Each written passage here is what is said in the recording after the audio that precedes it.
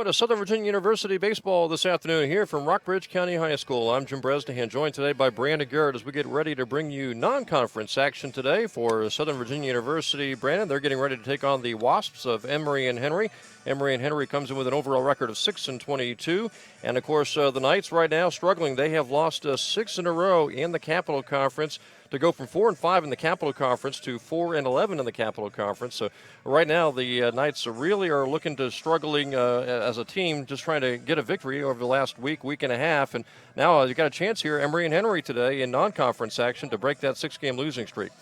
Yeah, it looks like the Knights really been on the slide. So this is an important game for them to close out the season. They really need to pick up a victory here today against the Wasp. And the Knights are 5-16 overall. They are 4-11 again in the Capital Conference. Again, this is a non-conference game today, and the Knights still have 3 Capital Athletic Conference games left. Brandon, tomorrow against Christopher Newport. Of course, all this is weather permitting, and a Saturday doubleheader against Penn State Harrisburg. I'm not sure if they've been mathematically eliminated from the Capital Tournament right now. Of course, the 6 top teams in the Capital Tournament or Capital Conference make the postseason tournament. And right now, the Knights are again 4-11.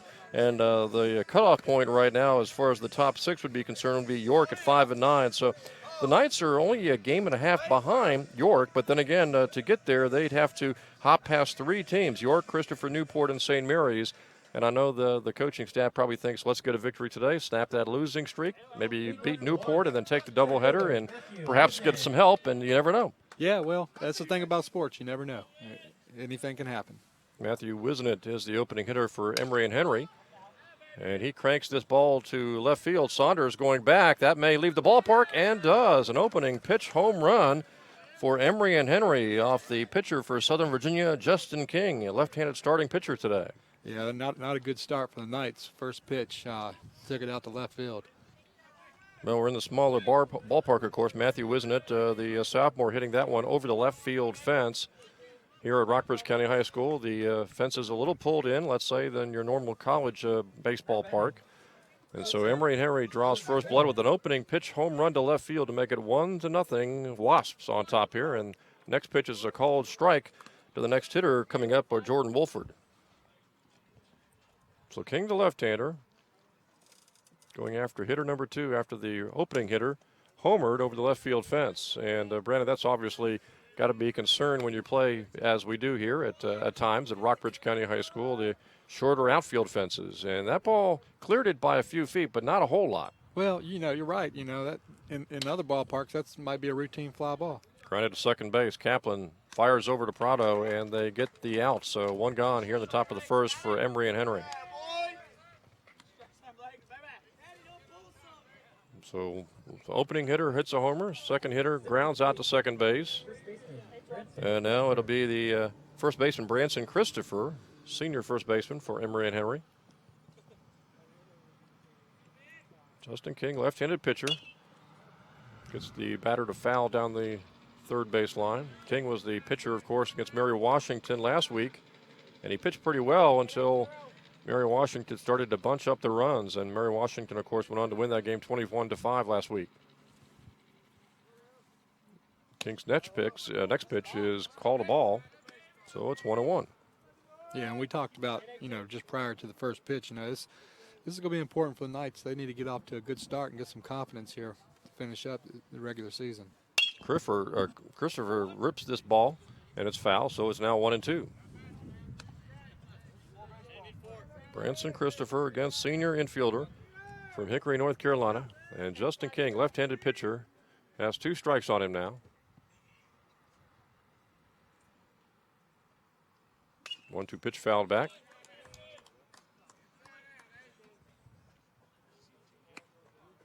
Hildebrand's the catcher, Prado at second, or first base, and Kaplan at second. Andrus the third baseman, Fenn the third baseman, and Andrus is the shortstop. King, left-handed pitcher, fires outside, 2-2. Outfield is Luke Smith in center, Tanner Wild in right, and Saunders is posted in left.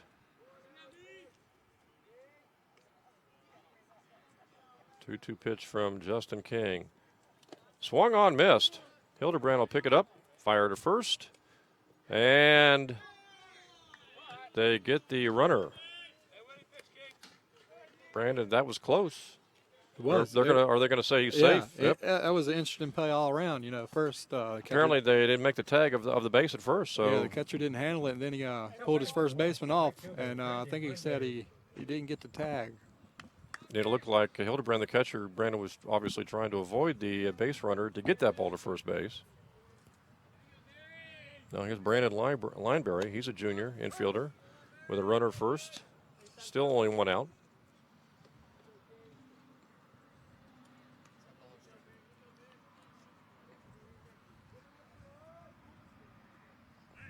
Lineberry waiting. Pitch goes back over. The King will throw over to first.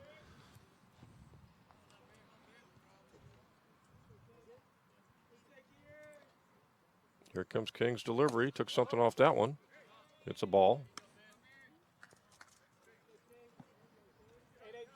So Christopher's at first. One out here. Top of the first inning. Emory and Henry already with a run home out, a home run.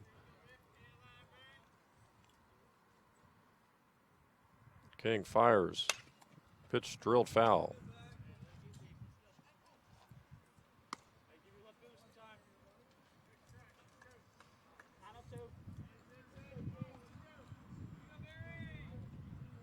Justin King, sophomore left-hander.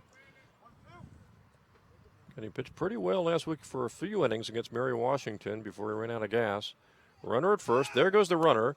Ball's low. Hildebrand will throw down to second, but in with a stolen base is the base runner Christopher. So he is now at second base. Yeah, and the Knights are in a predicament here. Already down 1-0. Runner in scoring position with one out. And right now King is trying to get Lineberry. Trying to limit Emory and Henry to just one run here in the top of the first. King's delivery took something off that one as well. That's ball, so it's ball 3.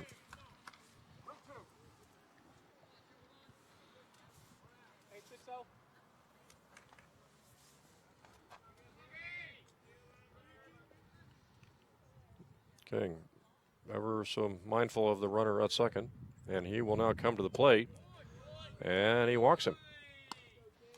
So Lineberry is now at first base. Christopher remains at second. Yeah, Kevin Nelson coming to the plate. Senior from Johnson City, Tennessee.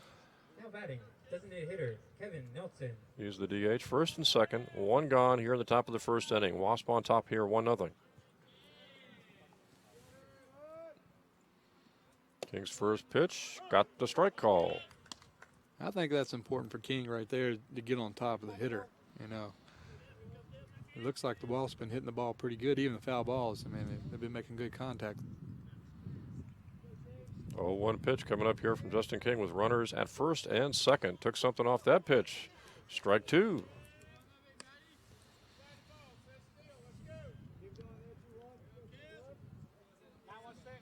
So we'll see what King does with an 0-2 pitch here.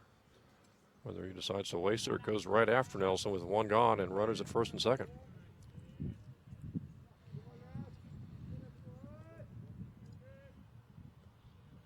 King comes to the plate. That's a ball. Now 1-2.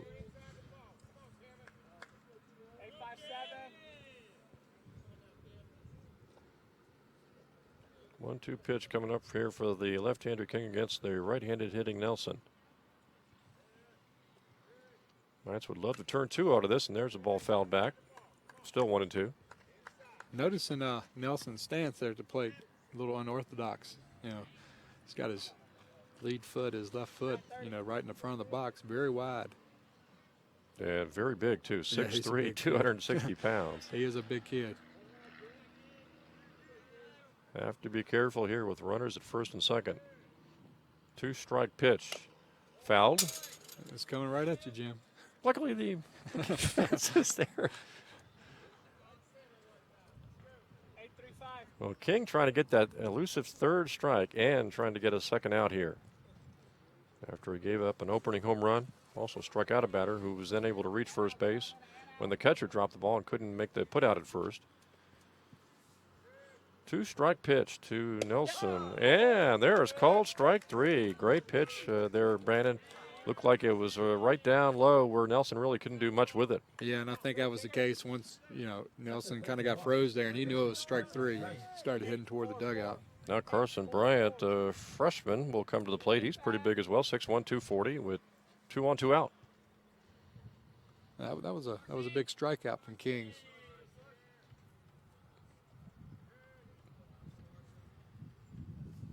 King staring down the runner at second. Comes to the plate, low. Runner at second will go over to third, and they get him. Good play. Oh, what a play, what a throw by Hildebrandt. He actually dropped that ball and picked it up, and even with a split-second delay, Brandon was able to get the runner trying to advance to third. Yeah, he made a nice block and, running to third and threw a dart, threw a strike right on the money. So we have played a half inning. It's Emory and Henry on top here, 1-0 with the Knights coming up.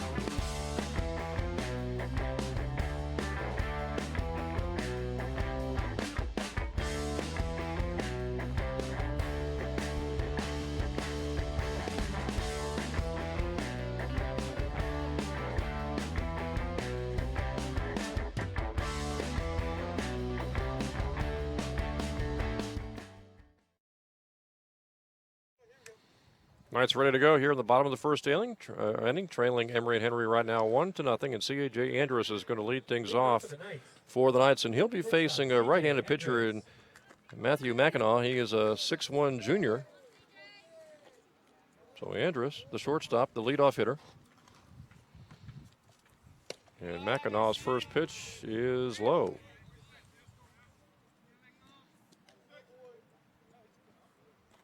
Luke Smith on deck, and the 1-0 pitch to Andrus is a called strike.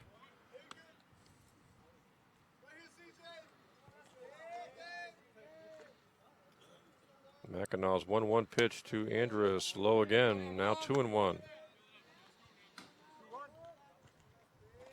Brandon, they gave up the opening homer in the top of the first. Now the Knights just trying to get some runs here in the bottom of the first inning, and that one's popped out of play. Yeah, I was thinking back on that myself.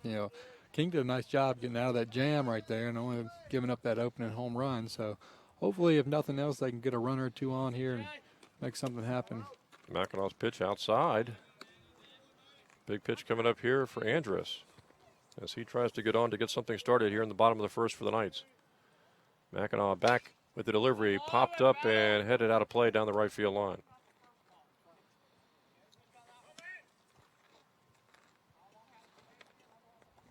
Emory and Henry have struggled this year, granted 6-22, but they were able to beat Washington and lead in a doubleheader last weekend. McEnaugh's pitch hit to the right side to the second baseman, who bobbles the ball, fires over to first. It gets by the first baseman. Andrus is on at first base. And now here comes Luke Smith. It's a nice hustle play right there. Maybe made the second baseman perhaps rush his throw a little bit. Yeah, I think so. I mean, routine ground ball to the second baseman, hopped on him a little bit, but then, I guess with the speed coming down the line, looked like he did rush the throw a little bit. Now Luke Smith will come to the plate. He's hit leadoff on several occasions this season. A right-handed hitting center fielder. McEnaugh's pitch, good lead for Andrus. That's a called strike.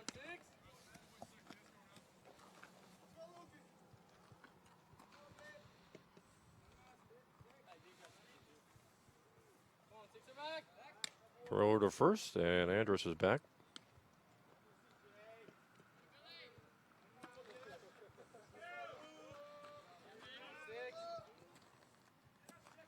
Oh, one count on Smith. Pitch ripped. A nice shot in the center field. Into the gap between the outfielders. Andrus being waved home, and he will come all the way around, and he will score. So a double by Luke Smith. Andrus all the way from first scores, and the Knights tie the game at 1. I think that's just what the Knights needed right there to get a runner aboard and make something happen. Now they're sitting pretty good. Now Giovanni Prado, the first baseman, comes to the plate. Now batting for the Knights. So a big hit First by Luke baseman, Smith Gio Prado. after Andrus was able to reach on the error by the second baseman. And now Prado will try to give the Knights the lead with a base hit.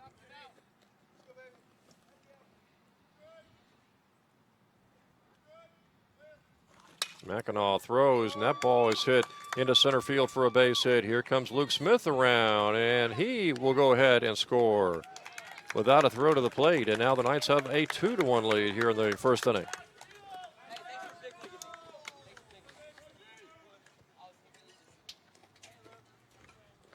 So outside of that ball that was hit to second base, the opening hitter by Andrus, 2 real shots. Brandon, the next 2 hitters, and now here comes the third baseman, Fenn. Yeah, both right up the middle. We have no outs and runner on first. And Fenn swings and fouls it back.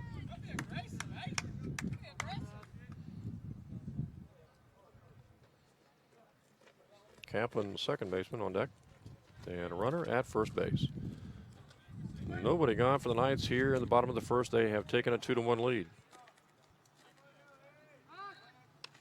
High throw to first, and back goes Prado. Well, Mackinac, the last couple of batters here, Brandon has really struggled. And his pitch to Fenn is low. There goes Prado with an attempted steal, the throw down, and he is gone. Yeah, it looked like Prado got a little bit of a late start right there. Probably a good pitch to run on, too. It just couldn't really get going. And the catcher from Emory and Henry, he had a nice throw and got it down to second base in plenty of time. So that's the first out of the inning. Nobody on now. Fenn takes low. Mason Fenn, third baseman for the Knights, and a 2-1 game here in the bottom of the first.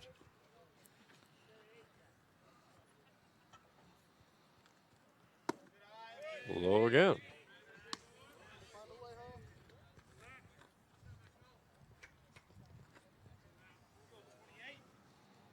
Mackinac back to the delivery. Ball hit well. And foul down the left field line. Some light raindrops here, Brandon. This is something we might be staring at not only off and on today, but maybe off and on the next few days. Yeah, but hopefully, hopefully everything will finish up here today. I mean, I was just thinking on the way over that, it was a great day for baseball, overcast.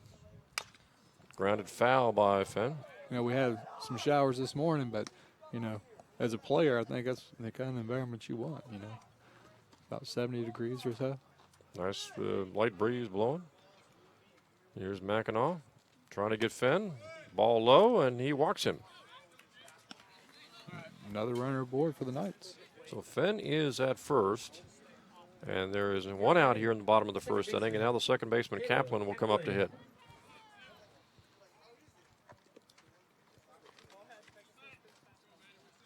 Knights lead here 2-1 in the bottom of the first, and Mackinac throws over, keeping Fenn close.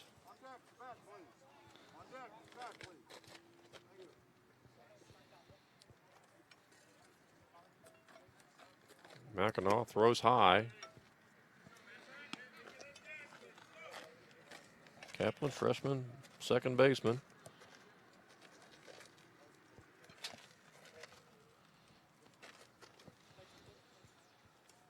Mackinac throws back to first base, and Fenn back in plenty of time.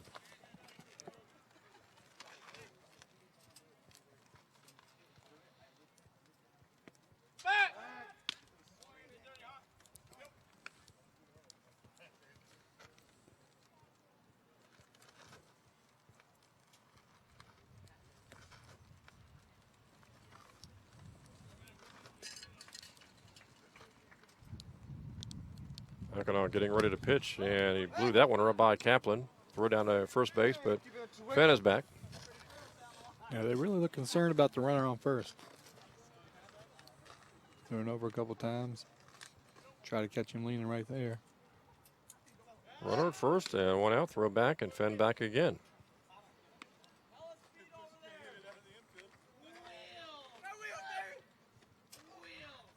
Fenn decent lead at first, and Mackinac back to Kaplan. Swung on and missed.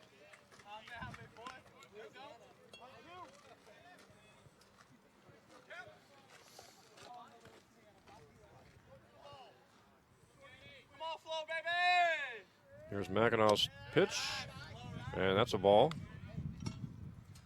Mackinac taking a lot of time trying to deal with the second baseman Kaplan here.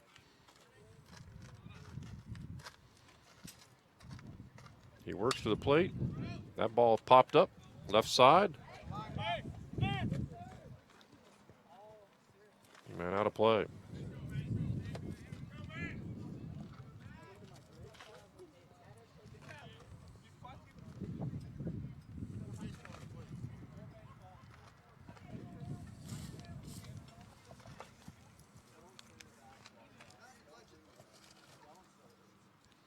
Mackinac ready to go again with Kaplan here, the second baseman for the Knights.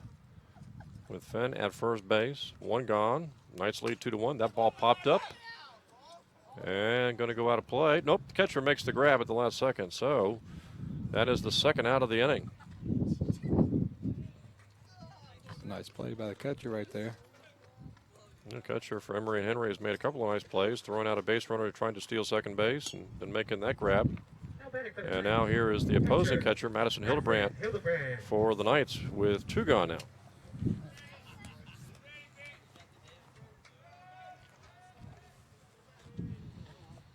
Mackinac throws back and drives Fenn back to first base.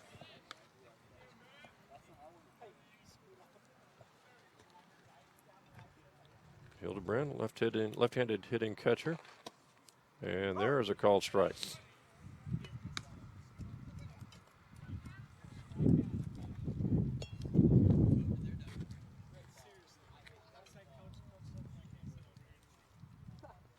Mackinac's pitch hit foul, left side. 2 strikes now on Hildebrandt. Hildebrandt's kind of dug a hole here for himself here. Interesting to see what Mackinac does here with his pitch. Outside. 1-2 now the count on the left-handed hitting catcher from Southern Virginia, Madison Hildebrandt. Mason Fenn, the runner, is at first, and he is driven back again by another throw by Mackinac. I wouldn't think Mackinac would give him anything to hit right here. Ball's popped up out towards right field, and it is caught for the third out of the inning. The Knights score 2, though, and at the end of 1, it is Southern Virginia 2 and Emory and Henry 1.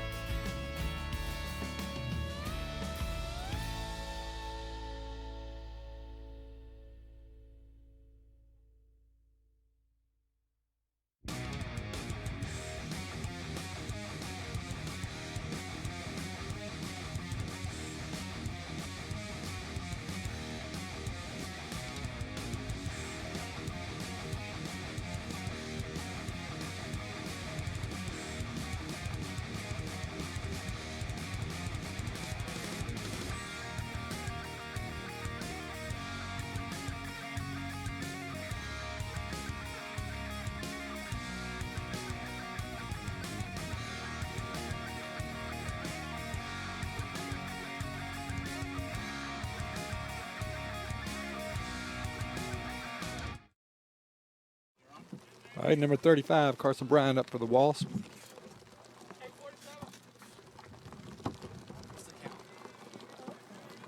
I think it's one.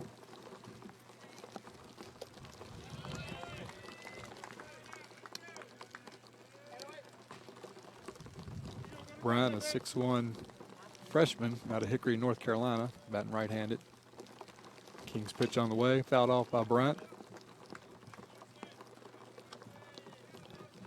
As the rain continues to come down, started out nice, overcast, and we got some rain moving in, which we all knew was a chance of that.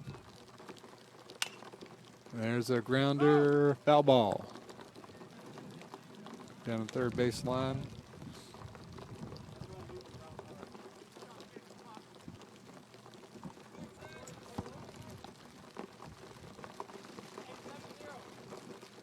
Bryant stands in, waiting King's pitch.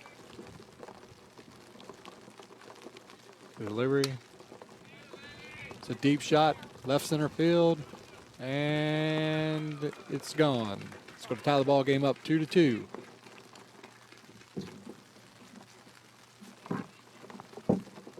King battled Bryant right there for, a full count. And then got a hold to 1, and it's going to tie the ball game at 2. So Emory and Henry 2, Southern Virginia 2. And Brandon, that's the second home run now that King has allowed here. Yeah, it is. And, I think as a pitcher, maybe sometimes it might be a confidence factor.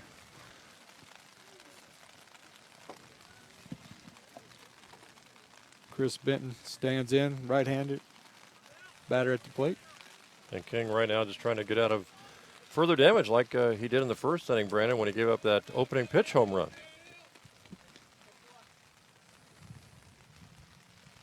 And I think the weather is going to play a factor for the fielders here. Benton fouls one off. Got a pretty good rain going, Brandon, but fortunately no lightning or anything of that nature. Yeah, hopefully we won't see any of that, so we don't have to face any delays, hopefully. But you do wonder about the impact, especially, I guess, maybe more so for the infielders? Well, yeah, I would definitely think so. But, as an outfielder, it takes a turn, too, because when that grass is wet, the ball doesn't travel near as fast. And then, you grip on the ball as well. 2-2 game right now here, and King throws it by the hitter. Chris Benton, once again, the freshman out there swinging against King, who's allowed a homer in the second, also allowed a homer in the first, and is tied at 2 here in the top of the second inning. Ball grounded right down the third base line. Fenn barehands throws and gets him. Nice play by third baseman.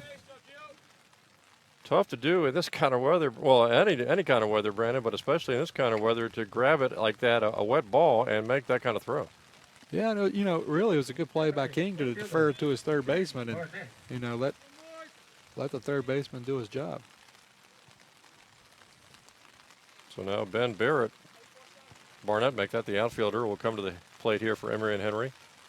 Rain coming down even harder here in the top of the second inning now. King's pitch is a ball. Well, we had rain in the forecast, obviously, today, Brandon, but we've also got it Wednesday, Thursday, even into Friday. That ball hit out towards the outfield. Luke Smith, center fielder, will watch it bond by him all the way to the fence. He picks it up, guns it in. It is stand-up double. Yep, double for Barnett. And that might be one of the situations we talked about with the weather out there. You don't get to push off the grass that you normally do. And Now batting, second baseman Jacob Likens. Now Jacob Likens, the second baseman, steps to the plate for Emory and Henry with a runner at second base. Tied at 2 here in the top of the second inning. King fires, and that one's called a ball. Knights were scheduled to play tomorrow at 4 o'clock against Christopher Newport, and the doubleheader Saturday against Penn State Harrisburg.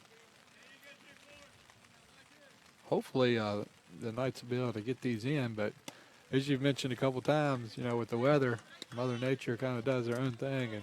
And the Capital Tournament, I believe, is scheduled to be held, I believe, next week. And of course, the Knights, as we mentioned at the very beginning of the webcast, I mean, they're a game and a half out of sixth place right now, but they also have 3 teams ahead of them for the sixth place spot as the runner will go on down to third. The throw, and they get him again. Boy, man, I'll tell you, that Hildebrand from the catcher position making some nice throws down to third base. He's caught a runner going from, or attempting to go from second to third, Brandon, now twice. And that's 2 more potential runs. So, you know, he's done a nice job. Emory and Henry with 2 runs today, both on home runs. Likens pops this one up right side, and it'll go out of play. You know, I guess if anything's good about a home run, at least they were both solo home runs. So, only giving up 2 runs there for King. King fires, ball hit down to the shortstop. Andrews Nice dives, makes the play, throws over and fires it over the head of the first baseman. But Prado will luckily be right there to grab it, and Likens will be on at first base. And I'm not sure even a good throw would have got him deep in the hole at shortstop for Andrus. Yeah, it was a great play with the glove side, but, you know, that might have been one he maybe should have just ate it and kept it. But no harm done. Now Matthew Wisnett. Now batting, center fielder, Matthew Wisnett.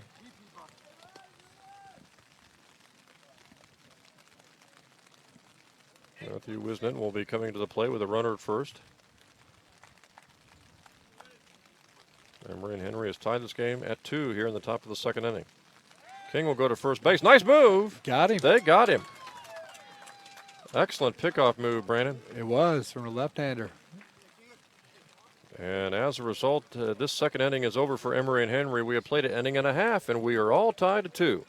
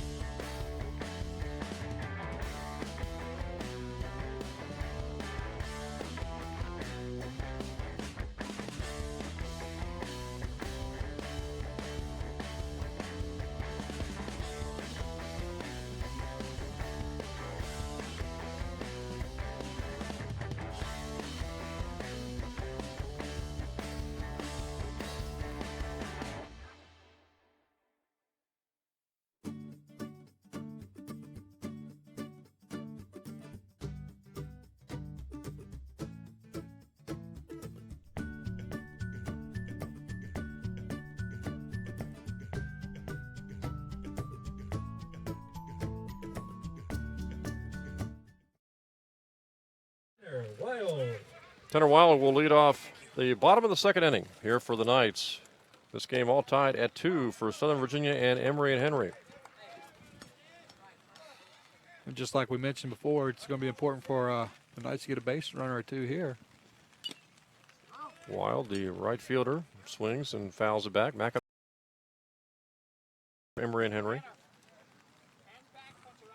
Rain seems to let up a little bit, but I would imagine it's going to be off and on like that, Brandon, throughout the day today. Yeah, I would think so. Looking out here, there's not a spot of sun anywhere. 2-2 all tied up here in the bottom of the second.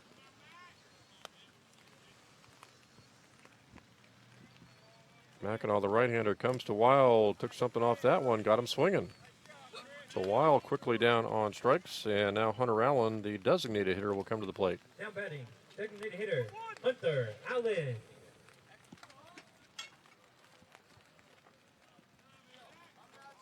Saunders, the left fielder, on deck, and there's a high pitch to Hunter Allen. 1-0 the count now.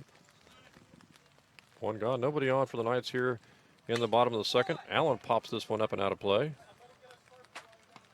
1-1 on the designated hitter for SVU.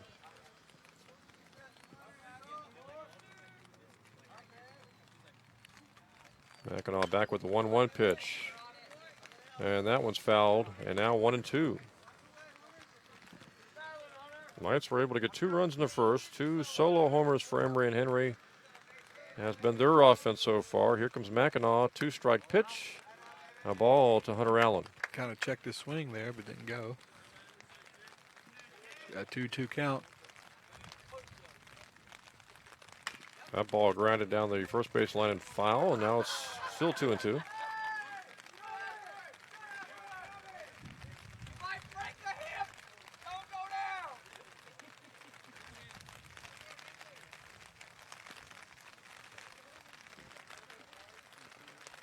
Mackinac, 2 strikes on the DH for SVU, and his 2-strike pitch to Allen is hit and driven foul.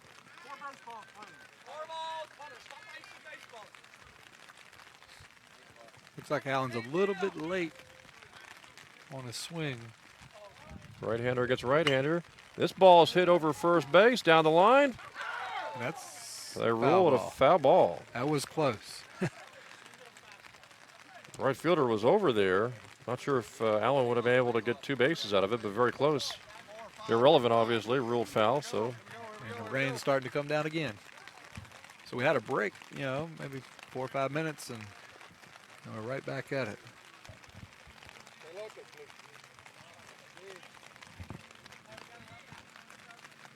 still 2 strikes on Allen.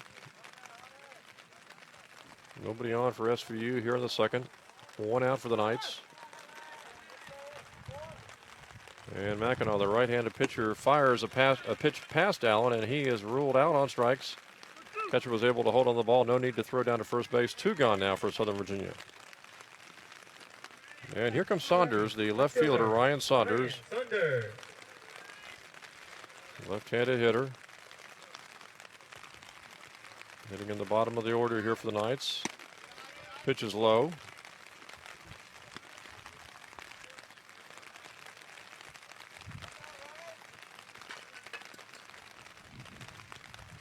Mackinac's 1-0 delivery, cranked. Left field.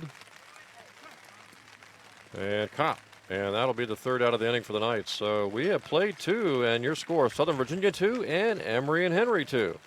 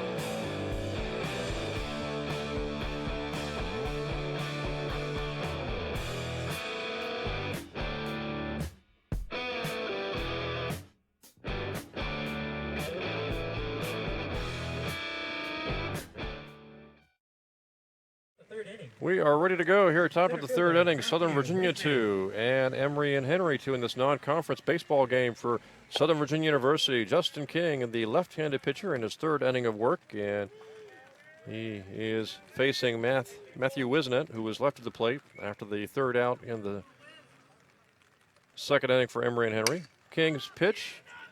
Hit to left field. That's a deep ball. And it goes all the way to the wall between the left and center fielder, and Wisnett will go over to second base with a double. Yeah, 1 hopper to the wall. I thought that was going to be our 3rd straight leadoff home run for them. And Emory and Henry's power definitely has been, at least here in the first 3 innings, branded to really left field, obviously.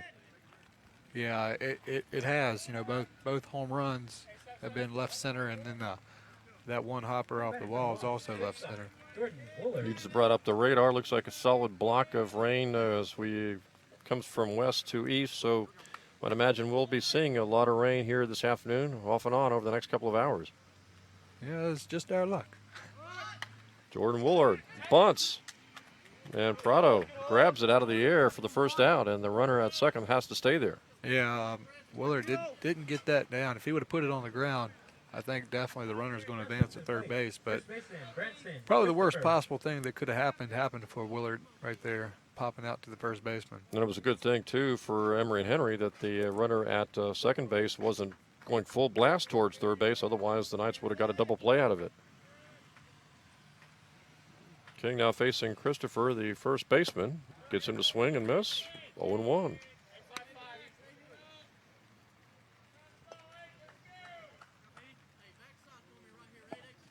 One gone, runner at second for Emory and Henry. Top of the third. Two ball game here from Rockbridge County High School. King looks the runner back, comes to the plate, ball one.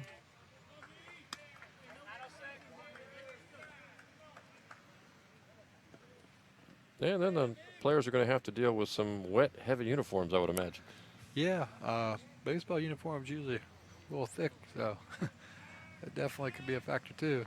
They fake the throw back to second base, and the runner's back in time. One out, runner at second, Christopher. Hitter for Emory and Henry, waiting on King's pitch, and that one is high and outside. 2-1 now.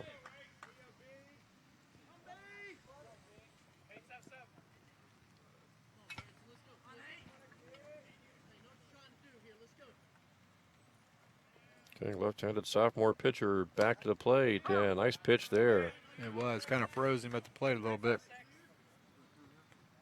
Looks like that might have been a little slow curve, Brandon, that was able to catch the corner for strike two, and now 2 strikes on Christopher. It looked like Christopher was looking for something else, not that curve. That ball ripped to Andrus. Nice play. Hot shot. They've got the runner at second, hung up between second and third. Fenn runs him back towards second. Now they'll run him over towards third and get the runner out and keep the other runner at first base. So now they're 2 gone and runner at first. Heads up play by Andrus right there. It's a hot shot, you know. He could have easily just conceded third base and gone to first. Yeah, I mean, hot shot, and you know, seen the runner leaning, so Batting, right fielder. good play. Brandon Lineberry. Got the lead runner. Now you have a runner at first with 2 outs. And here comes Brandon Lineberry to the plate. With a runner at first, 2 gone in the top of the third inning. King throws over to first. He's already picked 1 runner off. Runner's back in time. King's got a pretty good pickoff move over there at first. Trying to complete his 3rd inning of work. Comes to the plate. Ball. Lineberry, a junior.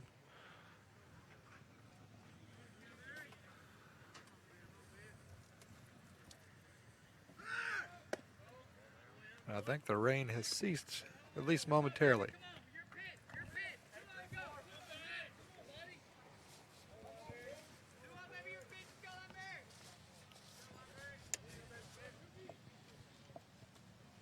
King will go over to first again.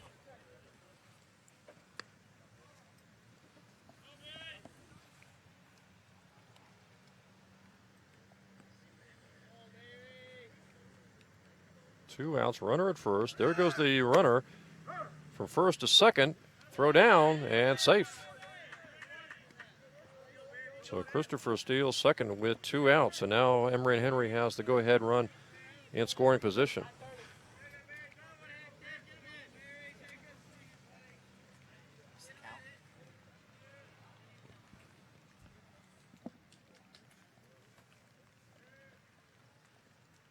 There's a pitch taken off something there, but looks like it was low to the hitter, Lineberry.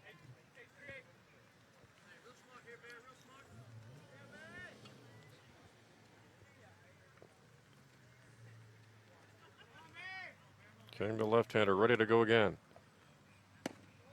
And that's a strike.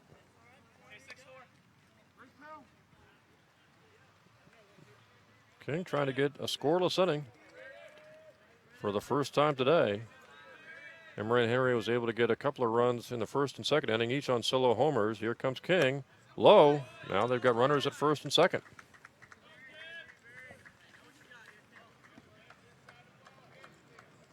So the Wasps have runners at first and second base. Designated hitter, Kevin Nelson.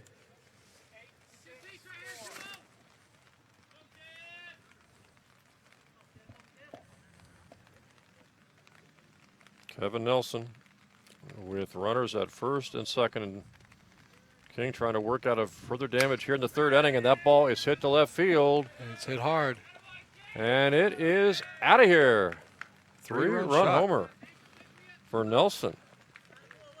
I don't think there was any doubt about that one. It sounded like it was traveling far off the bat. Yeah, Nelson's three-run homer is the third homer of the game for Emory and Henry, and they have taken a 5-2 lead here, Brandon, now in the top of the third inning. Like you alluded to earlier, everything has been hit hard. It's been left field area, left center. Well, Carson Bryant comes up. Well, Nelson, as we noted, was 6'3", 260 pounds, and he used a lot of power that time to drive that ball over to left field fence, and that's 3 homers now for the Wasps and all to left field.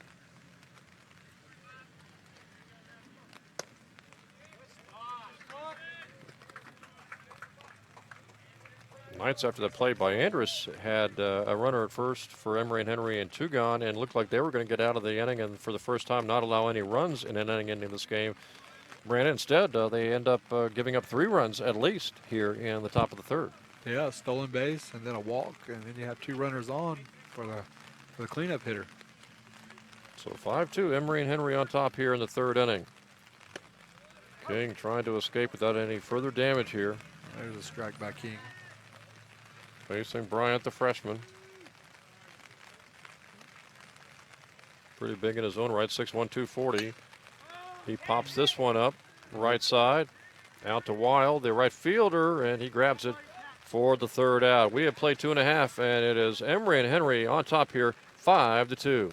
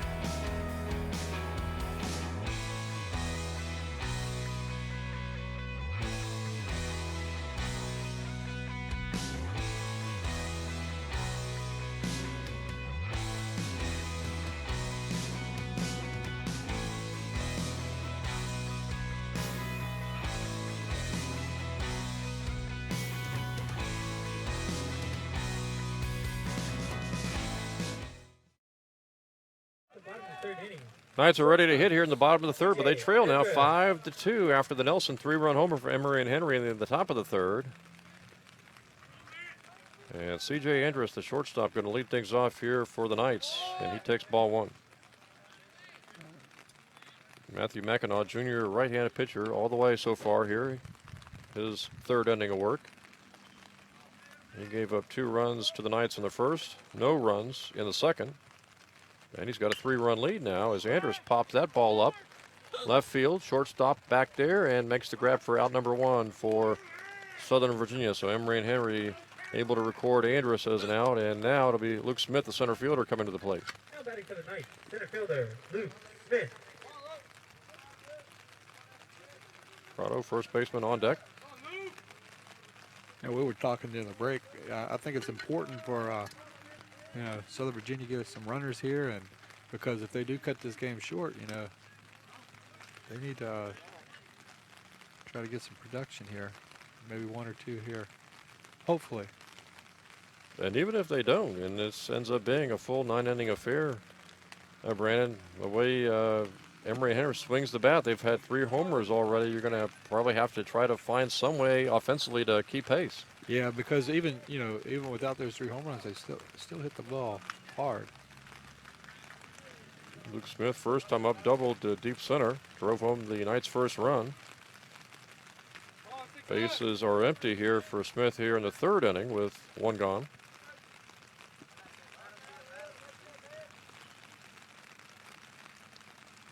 Right-hander against right-hander, and Smith drives this ball to center field, and it's up against the fence, and Smith digs for second, and he'll hold right there. Stand-up double for Smith. And that's what we were just talking about. I think that's important for the Knights. Now they got a runner in scoring position with 1 out. And hopefully Prado can get him over to third at least. Prado, one of the Knights' top hitters. He's had 3 home runs this season.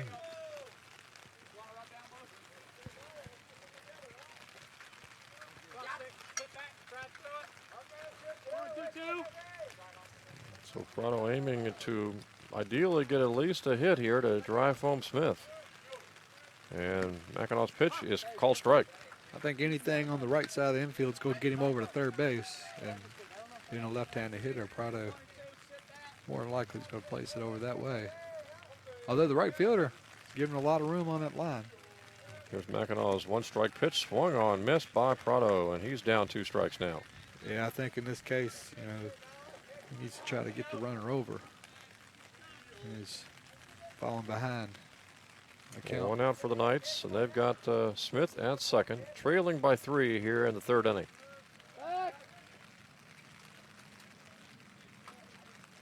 McEnaught struggled, especially in the 1st inning, Brandon, but having a 3-run lead will do wonders for you. Yeah, it seems like he's calmed down, found his groove a little bit. And it's a strikeout. They called that a strike, and Prado is gone.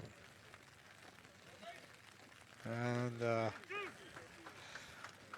Finn's going to come to the plate for the Knights. 2 outs. They can't, they don't want to leave that runner out there on second base whenever you get a runner in scoring position. Not sure Prado liked the called 3rd strike on it, but he is the 2nd out of the inning, and now Fenn, the 3rd baseman, needs a hit to bring home a run.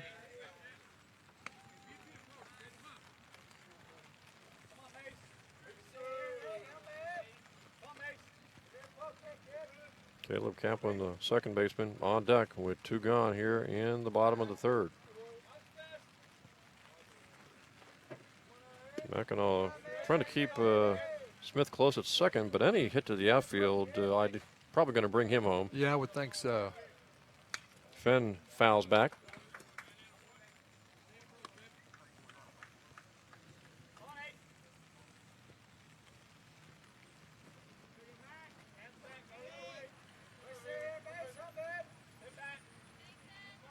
Mason Fenn, 3rd baseman for the Knights, trying to drive home the Knights' 3rd run of the game, and he hits this ball left field. Playable for the left fielder. Nope, gone over the fence. Looked like the left fielder might have a shot, but over the fence for a big 2-run homer for Fenn, who has a big 2-run homer to make it a 5-4 game, Brandon. So just like that, what had been a 3-run deficit for the Knights is now back to 1. Yeah, that changes the whole complexion of the ball game right there. And you talked about it early. That short fence playing here at Rockbridge County High School. They helped the Knights out right there. Shorter fence, yeah. And all the shots so far, we've had 4 homers in this game, Brandon. All have been to left now.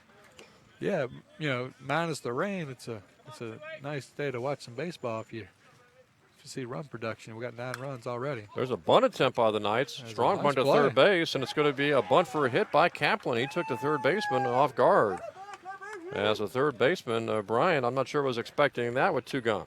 Yeah, and he was way back, even or a little behind the bag, and I don't think he was expecting that at all. Hildebrand.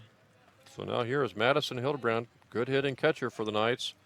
2 gone. Kaplan at first. Do you think he might try to steal second or keep the bat in Hildebrand's hands here with 2 gone? Well, if they can get him to second, then that gives Hildebrand a great RBI chance.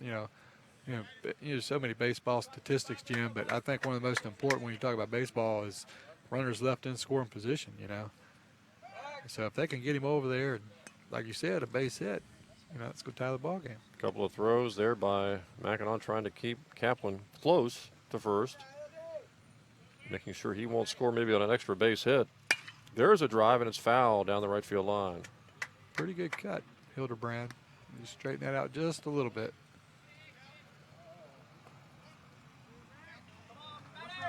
The Knights, thanks to the 2-run homer by Mason Fenn, third baseman, cutting a 5-2 deficit down to 5-4 now.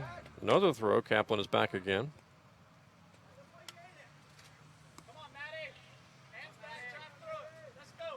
Well, they definitely seem worried about Kaplan over at first base. Pretty good lead. Ball's low. Kaplan back to first base, plenty of time. Now, how much do you think that plays into a pitcher's mentality when you got speed over on first base, and do you think that interrupts the delivery at all? Yeah, you got to wonder about that. I mean, just as far as the pitcher's rhythm, perhaps, I guess. Yeah.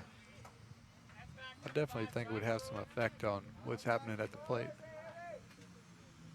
And here comes the pitch, and that's a called strike. So 2 strikes now on Hildebrand. 2 gone here in the bottom of the third.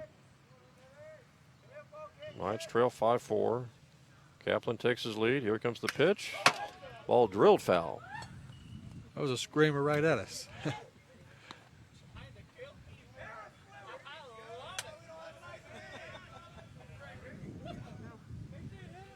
Still 2 strikes on Hildebrand.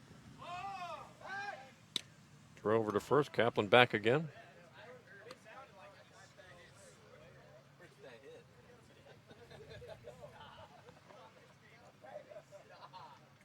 Here comes the pitch to Hildebrand. He whacks that ball to left. And it is caught by the left fielder for the third out. Nice grab by Emory and Henry to retire the side, but not before the Knights pick up 2 runs on a 2-run homer by Fenn to close the deficit down to 1. It's 5-4. Emory and Henry on top of Southern Virginia at the end of 3.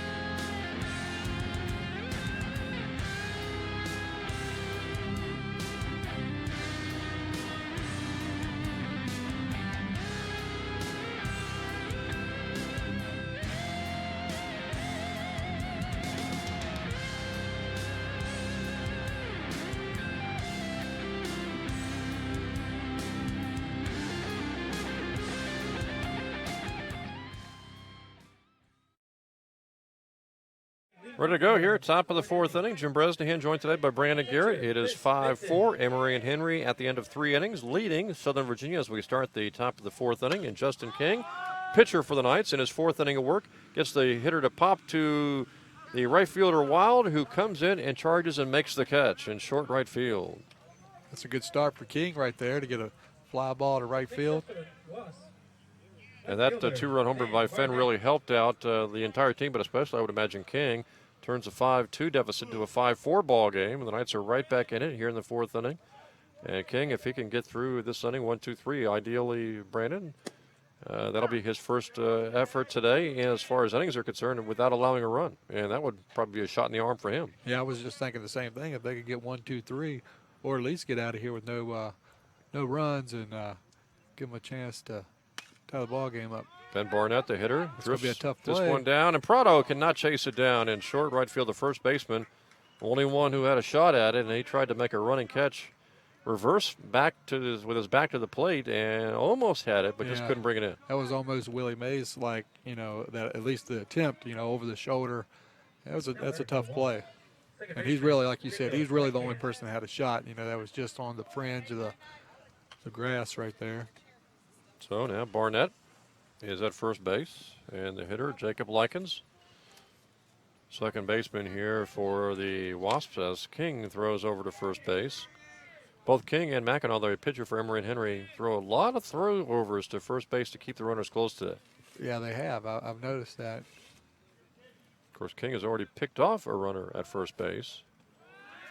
When you think about it, the Knights have picked off a runner at first and thrown 2 runners out, trying to go from second to third. Hildebrandt making both those plays, and those were 3 big outs of runners on base. And it looked like Likens was trying to bunt down the first baseline right there.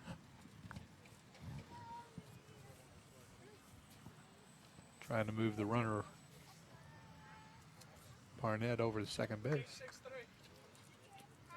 1 out, runner at first base for Emory and Henry, 5-4. Wasps on top here in the top of the 4th inning. King, the left-hander, he'll go back to first base again. And Barnett back easily.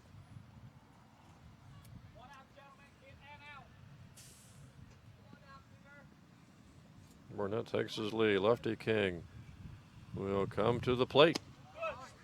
And that ball is ruled low. Looked like a pretty good pitch. Umpire didn't think so.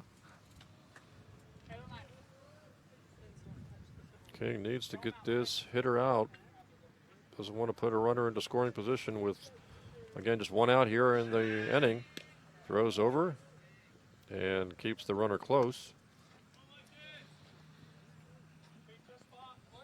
Infield at regular, looks like they're pretty much regular depth right here, not double play. Here comes King's pitch.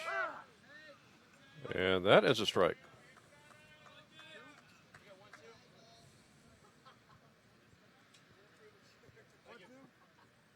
One and two the count now on the second baseman, Likens, for Emory and Henry. I thought the umpire punched him out right there, Jim. And, That was the signal. It looked like everybody else on the field didn't think so. Likens didn't really even turn around. And that's a strikeout. A swinging strike for Likens. He becomes out number 2, so 2 gone now for the Wasps here in the top of the 4th inning. Yeah, I guess it doesn't matter now as Wisenhut comes to the plate. But everybody else on the field did, they didn't really miss a beat right there. 2 out, runner at first, and Wisnat, leadoff hitter for Emory and Henry. Here in the top of the 4th inning, leadoff in the roster, in the batting order.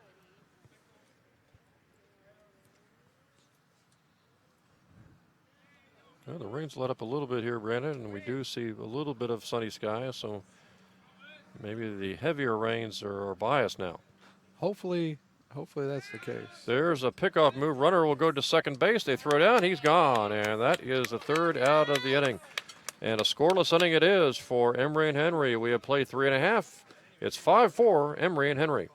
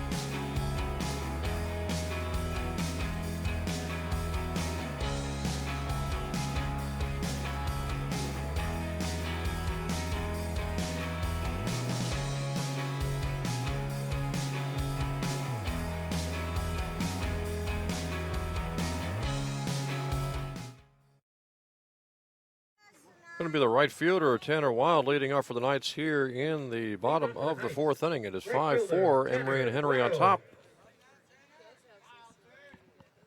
Knights trailed at 1.52, but a Fenn two-run homer cut the margin down to 1. Hopefully the Knights can try to get this back to even. Both starting pitchers still in the game. And Wilds takes the first pitch low, bounces in there, 1-0.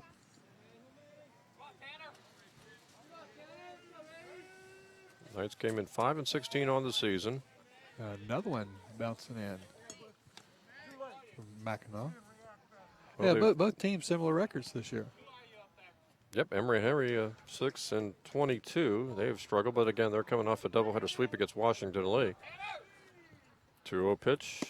That one's low, 3-0. Yeah, I guess if you look at it that way, Jim, you know, they're on a high, getting a 2-game sweep, and Southern Virginia's on a big 6-game skid.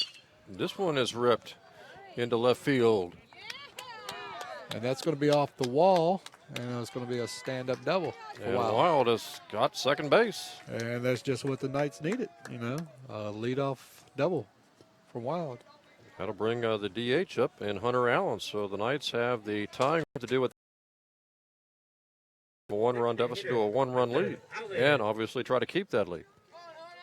Yeah, we've talked off there, Jim. Baseball is such a simple game, but still, yet it's complex, you know. And this is a situation where the Knights almost have to score with no outs and a runner in scoring position. Hunter Allen, the DH, showing bunt, but that pitch high. Well, we'll see if they play to move the runner over here, Brandon. It looks like the corners are in a little bit. The first and third baseman. The middle infield's still back. They makes a break. Throw back, but back into second base goes the base runner and Tanner Wild.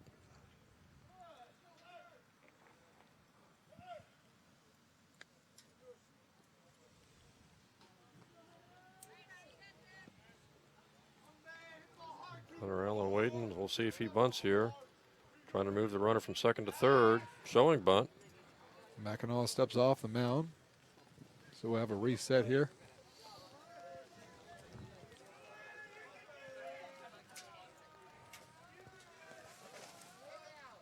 High pitch again.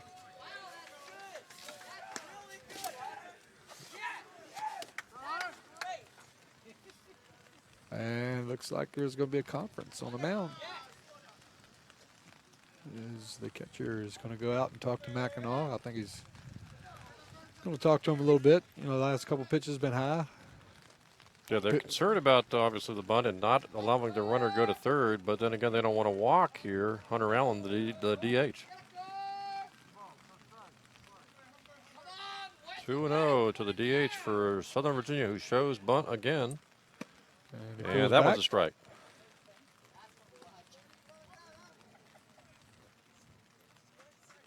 Two and one now on Allen.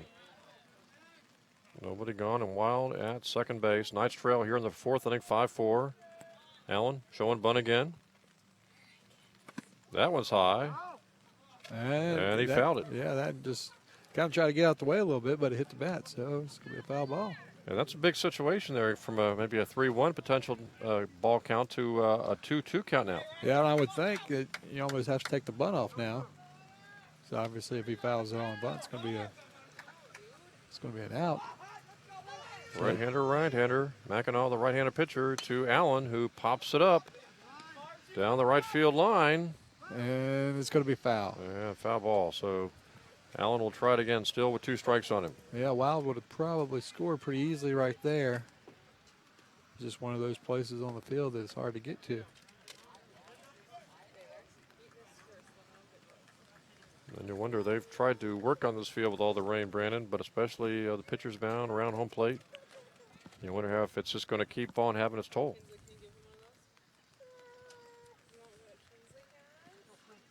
Two strikes here on Allen. And another foul ball. So we got a pretty good battle going here at the plate. Especially with Tanner Wild out there at second base. He's the tying run in a 5-4 ball game here in the bottom of the fourth inning. And he checked the swing a little bit, and he went around. Yep, call strike. Allen is down on strikes, and that will send Saunders, the left fielder, up now for the Knights. Big out by Mackinac right there to get that first one. The Wild still standing on second base. Ryan Saunders. So that's the bottom of the order here with Ryan Saunders, the left fielder, up. Andrus, the shortstop, on deck. One out, runner at second. Mackinac's pitch grounded right in front of the plate. Rolls out like to a the bunt. pitcher, and he throws over to first, and they get him. Good play. It was like a swinging bunt right there. A very impressive play by Mackinac coming off the mound, which can't be easy to do in these conditions. Grabbing that ball and throwing a bullet to first base. So now we've got Wild standing on third base and Juris up here at the plate with 2 outs. 5-4 ball game. Rain started again here in the bottom of the 4th inning. Andrus, a base hit, will tie this ball game. Of course, a wild pitch would also tie the ball game too. Pass ball, anything of that nature. Mackinac's pitch. And it's going to be foul. Grounded down the left field line, foul.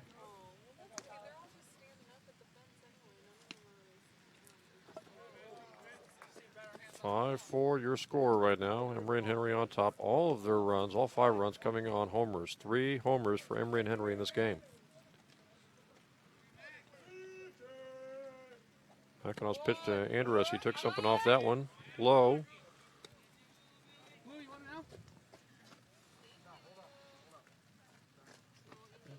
Kalen Canada working in the bullpen for Emory and Henry, so this could be, I guess, Mackinac's last inning of work.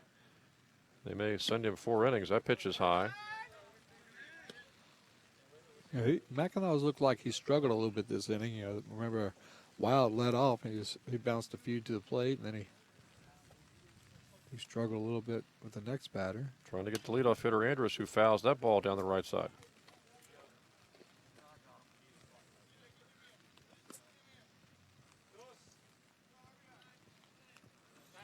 And I would think Emory Henry's just hoping that they can get out of here without a run scored and reset next inning.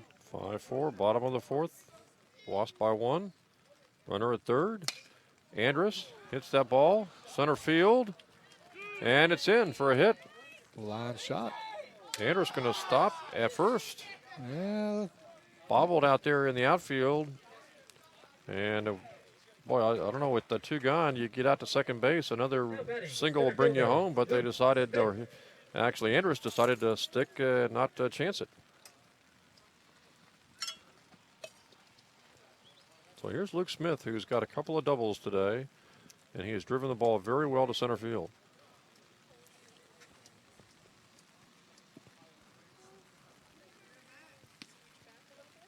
See if Mackinac throws over to first, which he has done repeatedly throughout the first 4 innings of work for him. He comes to the plate. High throw. High pitch to make it, and the catcher fires down, but Andrus is back to first base. So 1-0 the count now on Luke Smith.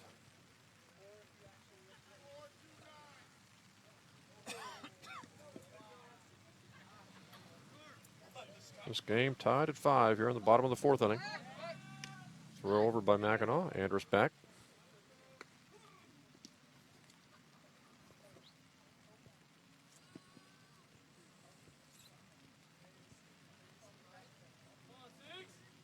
Here comes Mackinac's pitch, and that one's low. Got men's lacrosse coming up on Wednesday night, 6 o'clock. Southern Virginia hosting Frostburg. All like the other spring sports, lacrosse winding down for both the men and the women. Only a few games left. 2 out, runner first, and Smith swings through that one. It's a good pitch right there from Mackinac.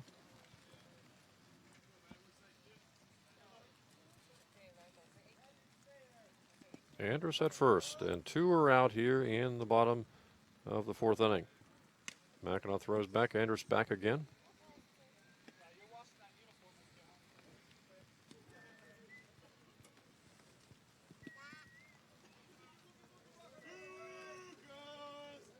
Luke Smith hoping for a big 2-out hit here. And that's a called strike. Luke Smith maybe thought that was maybe a little high. Yeah, it did appear to be a little high inside, but the man behind the plate didn't think so. Here's Mackinaw's pitch, and that one's low. And Anderson is back to first base again. They'd like to throw down to first, be it the catcher or the pitcher. They certainly do. They want to keep that runner close to first.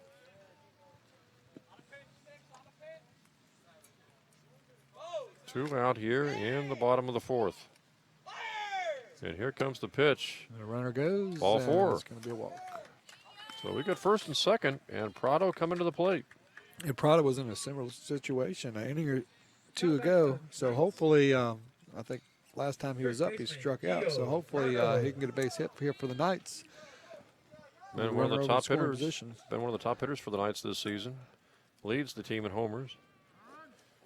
And Fenn, who hit a two-run homer, is on deck, and they may make a pitching change right here, right now. Yeah, and I think they are. And that might be a smart move with him at the plate. Is the left-handed pitcher. Looks like he's going to come in. Kalen Canada, he is a sophomore, 6'2", left-hander. And Emory and Henry deciding now's the time to go for the lefty-lefty matchup.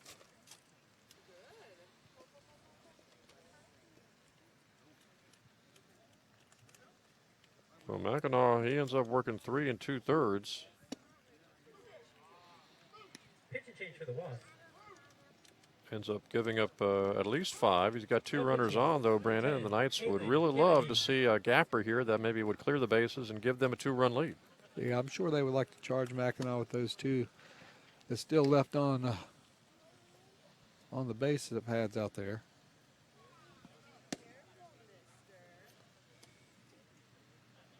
You mentioned lacrosse coming up tomorrow night.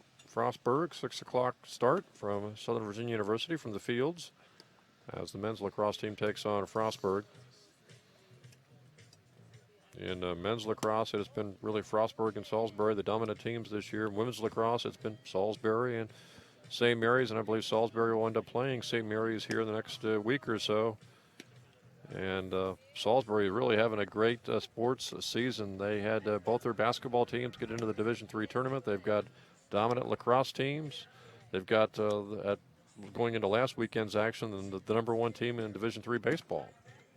Yeah, in Division III basketball or Division III sports, it's not like, we just had Duke win last night. It's not the same. It's not, you don't get those at large bids, so to say, like 68 teams. So it's much more competitive field. So that's pretty impressive for both the men's and women's programs from Salisbury to get into the tournament.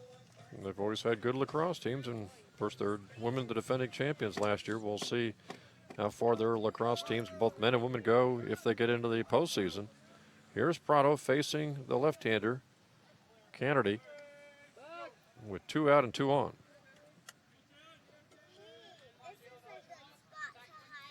It's a big spot in the game right here for Prado. And the pitch is hit to right field down the line and in. Base hit all the way to the wall. And that's going to clear the bases. Prado's digging 3, and he's going to hold up. But Prado's going to hold, but 2 runners get home, Brandon. And there's that 7-5 lead here for the Knights as Prado went right down the line. And they were not really shading him that way. Yeah, I noticed that last time the right fielder was edging towards center field, and, Prado couldn't have threw it in there any better. Especially in a lefty-lefty matchup. Mason Fenn. Now Fenn to the plate, who had a 2-run homer last time up. And I'm sure he'd like to do it again. Knights on top here, 7-5 in the bottom of the fourth. Fenn hits this one in the air to right and deep. Right fielder going back. And he did. And he did. 2-run homer. Fenn has back-to-back 2-run homers, and the Knights have gone from down 5-2, Brandon, to a 9-5 lead here in the bottom of the fourth. Yeah, and Fenn showing a little field. We go from a 5-2 hold up to 9-5, and the Knights are right here. Play going back, and then I just. Yeah, it's funny how the air, has such an effect on the ball. Sometimes it carries, sometimes it doesn't. Kaplan drills the ball, and that is a base hit. So Caleb Kaplan, second baseman, is on. 9-5, Southern Virginia on top, and now Hildebrandt, the catcher, will come to the plate.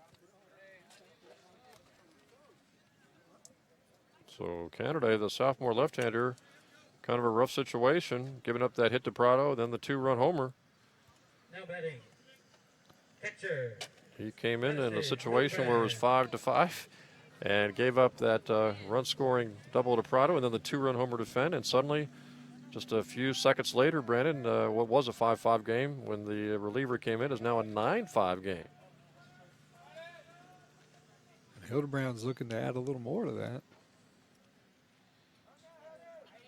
Canada is the base runner, or the Kaplan is the base runner. Canada the pitcher. That ball hit to center field, and settling under it and making the catch for the third out is the Emory and Henry center fielder. And a big inning for the Knights, though. They have taken the lead here in the bottom of the fourth. We played 4. It is Southern Virginia 9 and Emory and Henry 5. Knights score 5 runs.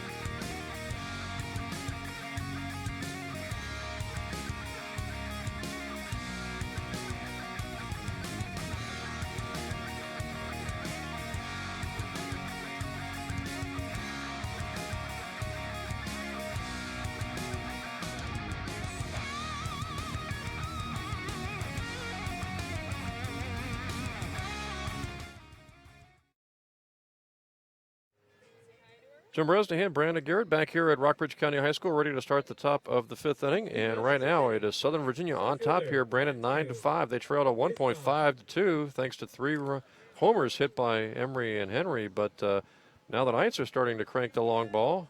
Mason Fenn, third baseman, a couple of 2-run homers, and the Knights have a 9-5 lead. Yeah, and they're in command, and hopefully, for the Knights' sake, that King can go out here and, throw out a shutout inning of baseball.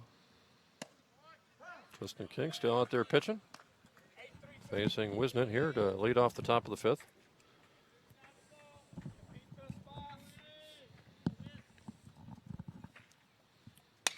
King's pitch hit foul.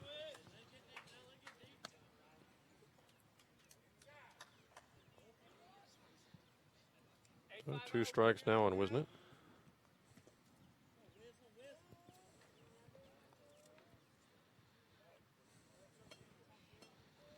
Well, we must have hit a break in the clouds. The rain's let up, Brandon, and it looks pretty good actually right now. Yeah, hopefully it'll stay this way. We can finish this one up. 1-2, that ball outside.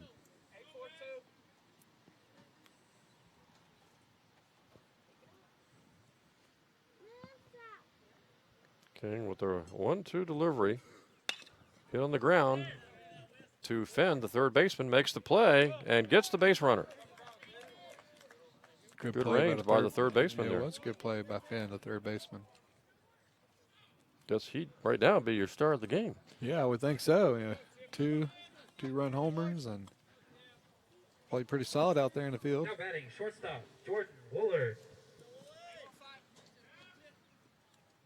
Shortstop Jordan Woolard is now the hitter with 1 gone, nobody on for Emory and Henry.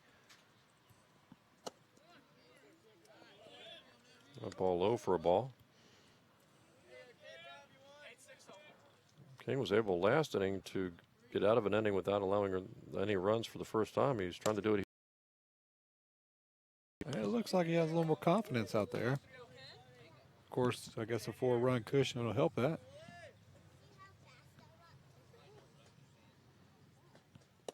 Nice curveball called strike. Yeah, Mackinac, of course, he had the 3-run lead and couldn't hold it. The starting pitcher for Emory and Henry.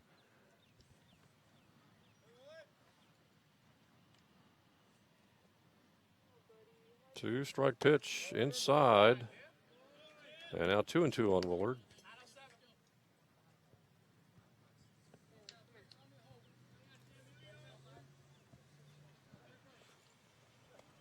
King ready to go with a 2-2 pitch. He took something off that ball. Andrus fields at shortstop, fires over to first, and quickly 2 gone here for Emory and Henry in the top of the 5th inning.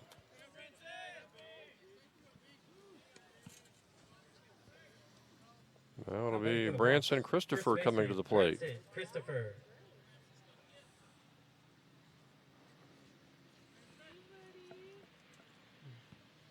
King trying to get a 1-2-3 inning here in the 5th inning with a 4-run lead for the Knights.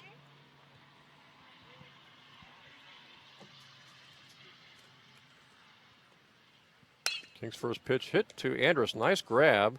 Throws over to first. High throw, and they get the runner. So a 1-2-3 inning for Justin King and the Knights, and we are halfway through this ball game. It is the Knights on top here, 9-5 over Emory and Henry.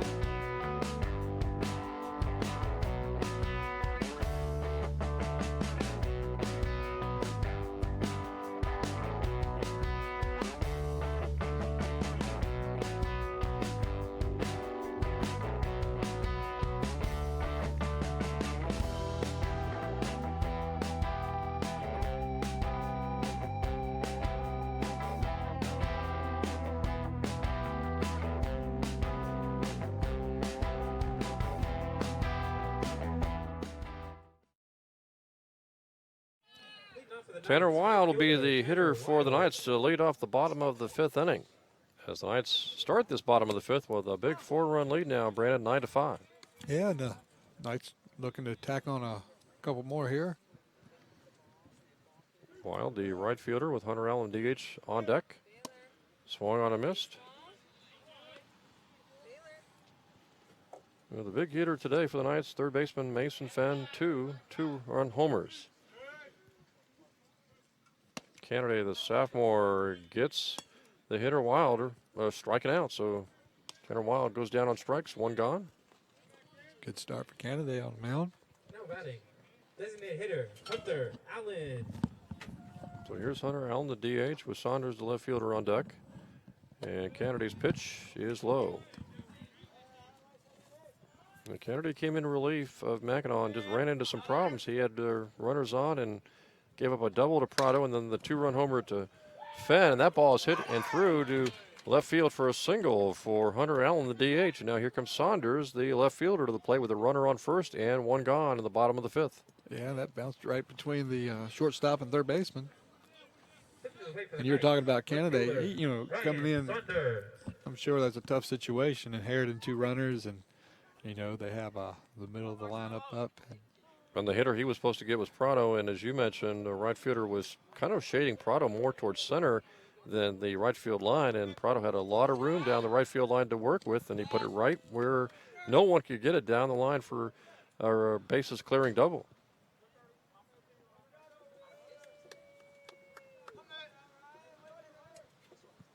On the runner at first. There's a called strike on Saunders.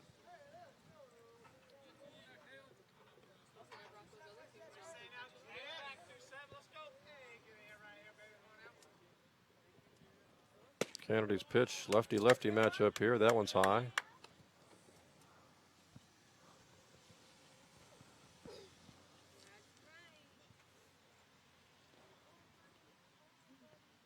Hunter Allen, the DH, taking his lead off first. Kennedy comes to the plate. That ball grounded foul. Now 2 strikes on the left fielder Saunders. I think Saunders' job right here is just probably put one in play. Try to get the runner over. Allen takes his lead. Throw over to first. He's back in plenty of time. That's a 4-run lead, Brandon, but in a game like this, no lead, as we've seen, is safe, and you just want to keep on piling on the runs. High pitch there. Yeah, we've seen Henry was up 5-2, and Southern Virginia cut that 5-4 really quick, and then the next inning they're up 9-5. Here comes the pitch, low. I guess it's kind of like this weather. I mean, 15 minutes ago was pouring rain, and I'm going to have to come out of this jacket. Yep, sun's starting to come out. At least some semblance of sun. Saunders waiting on the pitch here from Kennedy, the reliever. And he walked him.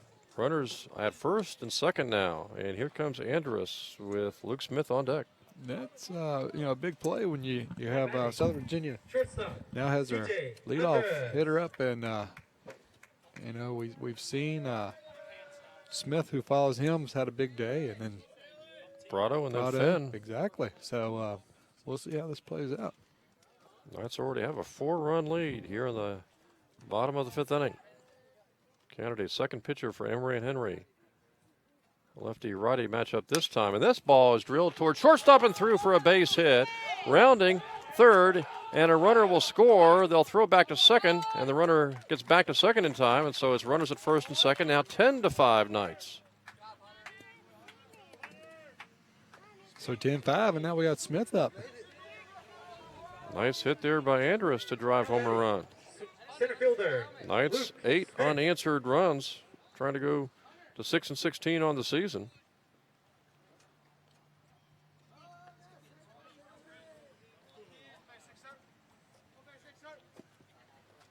Luke Smith, the hitter now. Runners at first and second. 1 out here in the bottom of the 5th. High Got double pitch. steal.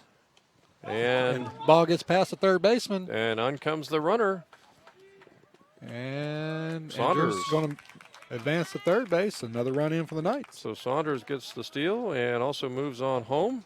And the Knights now lead 11-5. That was going to be a close play anyway, and it looked like the third baseman just kind of took his eye off the ball, and the ball ended up in left field. And when you got a 5-run lead, you can really be aggressive, as the Knights were there. Smith trying to drive home another run. Fouls it back. 11-5 Knights. 1 gone. Runner at third now.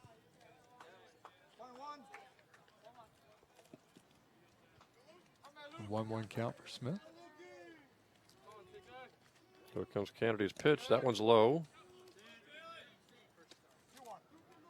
Kennedy came into the game. It was a 5-5 ball game. He inherited 2 runners.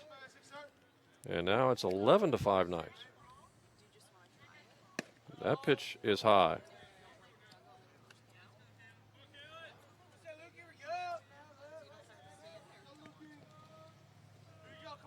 Smith trying to plate the 12th run for the Knights here in the 5th inning, and that one's a called strike. It's going to run it to a full count for Smith.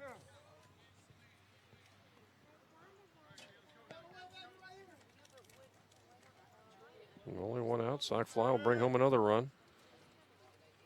That one fouled back. Still 2 strikes here on Luke Smith, the center fielder.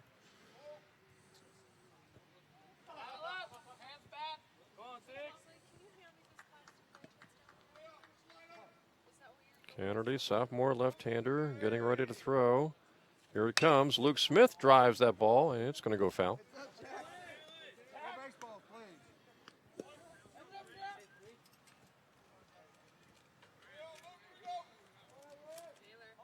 Still 2 strikes on Luke Smith.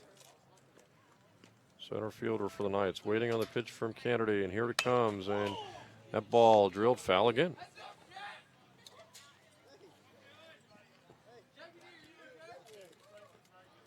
Smith taking some nice swings up there. Just straighten one out and put it in play.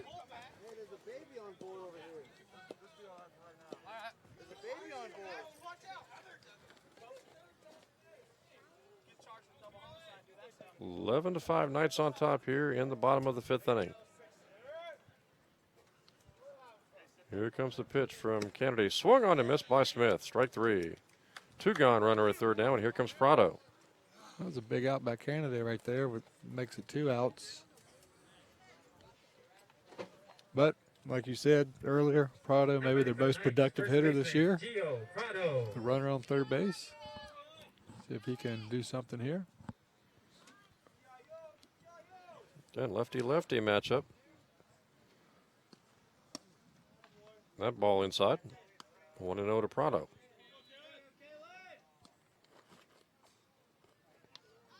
Another pitcher up in the bullpen. This one is Nick Leshak, sophomore for Emory and Henry. And he's a right-hander.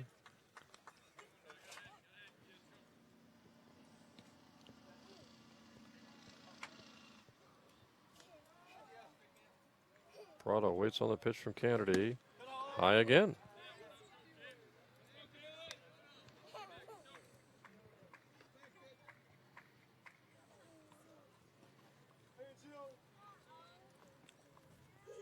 Well, otherwise, it really has cleared up, Brandon, and turned into a pretty nice day after you discount the first 3 or 4 innings. Yeah, it has. I mean, sun is peeking out a little bit, and we see a little bit of sun out on the field, and great day for baseball. Kennedy's pitch popped up by Prado in the infield. And the shortstop will handle it for Emory and Henry, and that'll be the 3rd out of the inning. We played 5. It is Southern Virginia on top over Emory and Henry, 11 to 5.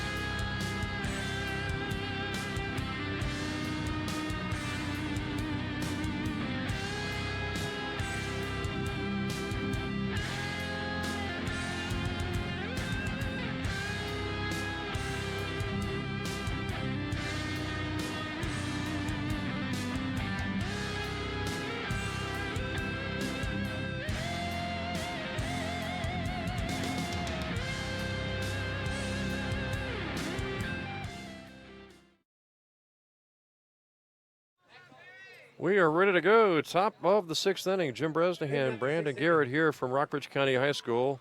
The Knights on top 11 to 5. And for those who maybe haven't popped on the score here for a few innings, Brandon, or maybe left us when it was 5-2 Emory and Henry, they're wondering what happened. Yeah, I mean, Kings looked like he settled down a little bit, and the Knights, led by Mason Finn with two home runs, have come back and not only even the score, but taking the lead. Yeah, Prado had a big hit just a few innings ago. Run scoring, 2 runs scored on his double. Luke Smith has a couple of big hits. Yeah, it's been you know, a team effort. You know, it's not just one person. And you mentioned Justin King. He was really struggling. He was trailing 5-2, I think, in the third inning, and then he really has settled down, and we're into the sixth inning now.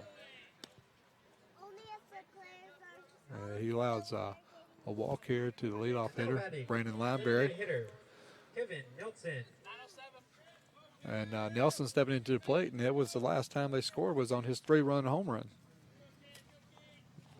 King has been pretty dominant since that home run, but he's got a dangerous hitter up here.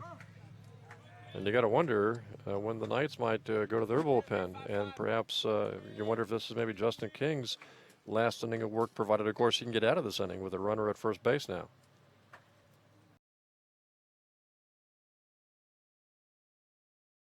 Left side. Close play, and Saunders is there to make the play. yeah, left fielder. And looks like Lineberry has to retreat all the way back to first base. So a big out there. Nelson, impressive hitter, had a 3-run homer today, but that was a big out for Justin King. Now batting. Third baseman, Carson. Now Bryant. Carson Bryant, the third baseman, comes to the plate.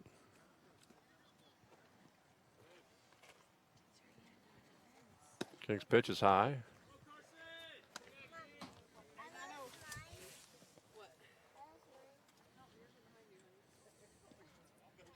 King trying to get out of the sixth. Hasn't allowed a run for a few innings since the third inning, I believe.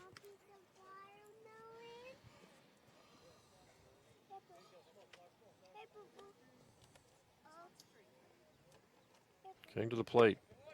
That's a called strike.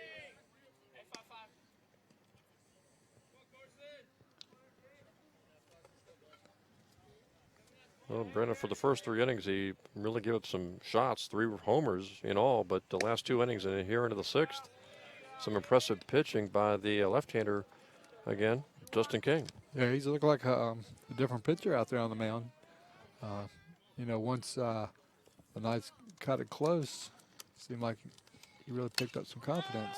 Bryant pops this one up on the infield, and it's Fenn, the third baseman, who will take care of it. That's a nice play to call off the pitcher right there, right behind the mound.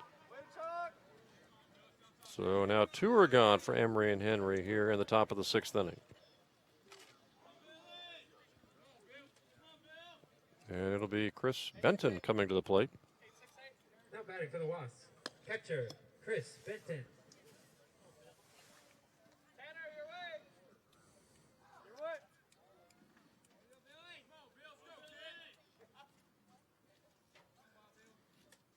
King ready to go to Benton, the catcher.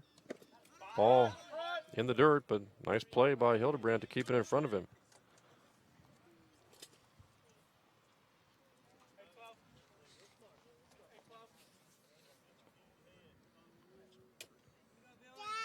King ready to throw here.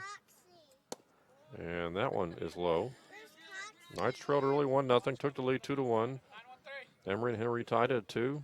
Took a 3-run lead at 5-2, and the Knights have stormed back for a 6-run lead. King's pitch, curveball. That's a called strike. He's been getting that curveball in too, changing speeds a lot here on Emory and Henry. Yeah, and I think that's a testament to the confidence, you know, he's gathered throughout the game. He wasn't throwing that curveball early.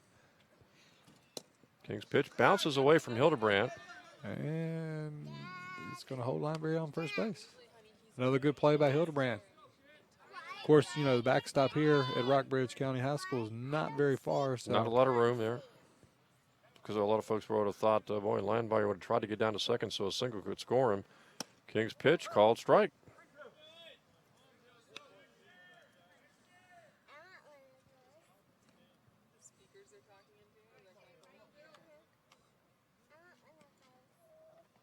Here comes King's pitch. Nope, goes over to first base.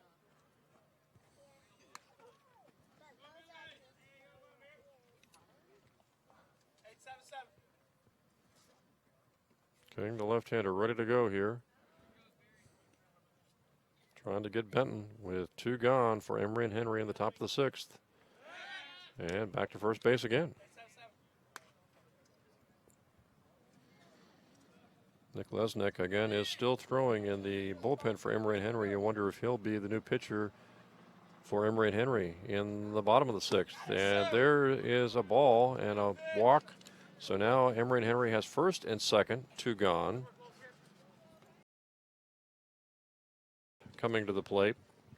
Knights with a 6-run lead here, Brandon, but they want to get out of this without allowing any runs here in the top of the 6th. Yeah, I mean, you get a couple runs here from Barnett at the plate, and again, it changes the complexion of the game. And the way things been going today, you know, you just can't count anybody out here. King's pitch is high. And we talked about King gaining some confidence, but the last couple batteries, you know, he's been a little wild here. You never know when a guy just starts running out of gas, huh? Here comes King's pitch.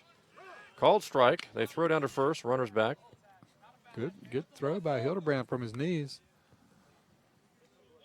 Knights just 1 out away from getting out of this 6th inning without allowing any runs. And I believe that would be the 3rd straight inning that King has not allowed any runs. Gave up the 3-run homer back in the top of the 3rd. Here comes King's pitch. Took something off that one. That's a called strike. 2 strikes now on Ben Barnett. Knights are scheduled to play Christopher Newport tomorrow at 4 o'clock. And then a doubleheader against Penn State Harrisburg. That'll wrap up their regular season.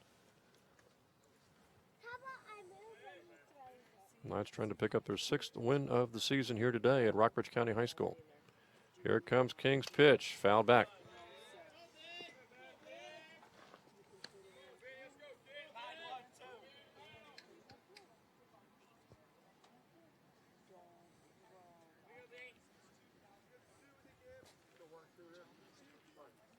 King ready to go again with 2 strikes and 2 outs and runners at first and second, and a 6-run lead here for the Knights in the top of the 6th inning.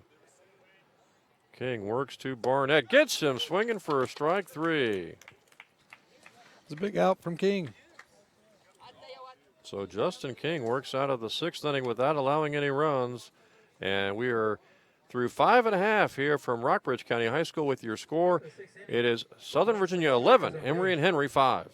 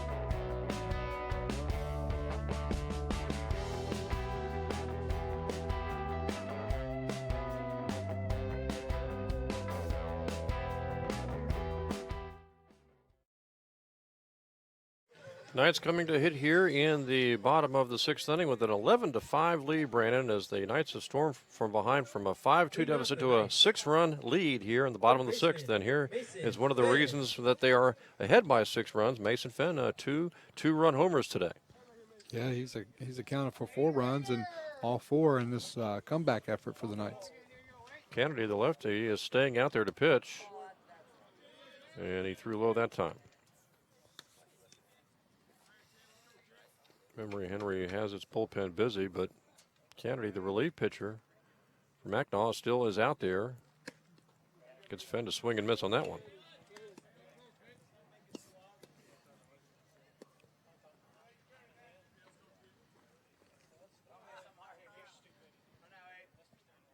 1-1 pitch to Fenn. Took something off that one. 2-1.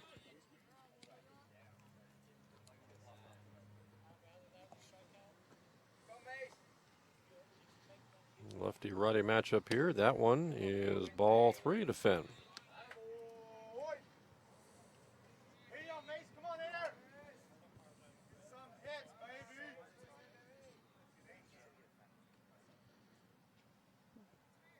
Next pitch, that one's low. Fenn walks. And now Caleb Kaplan, the second baseman, comes to hit with Fenn at first base. Nobody gone here in the bottom of the 6th inning. Good start for the Knights. Get a runner on. Kaplan's been pretty productive himself today.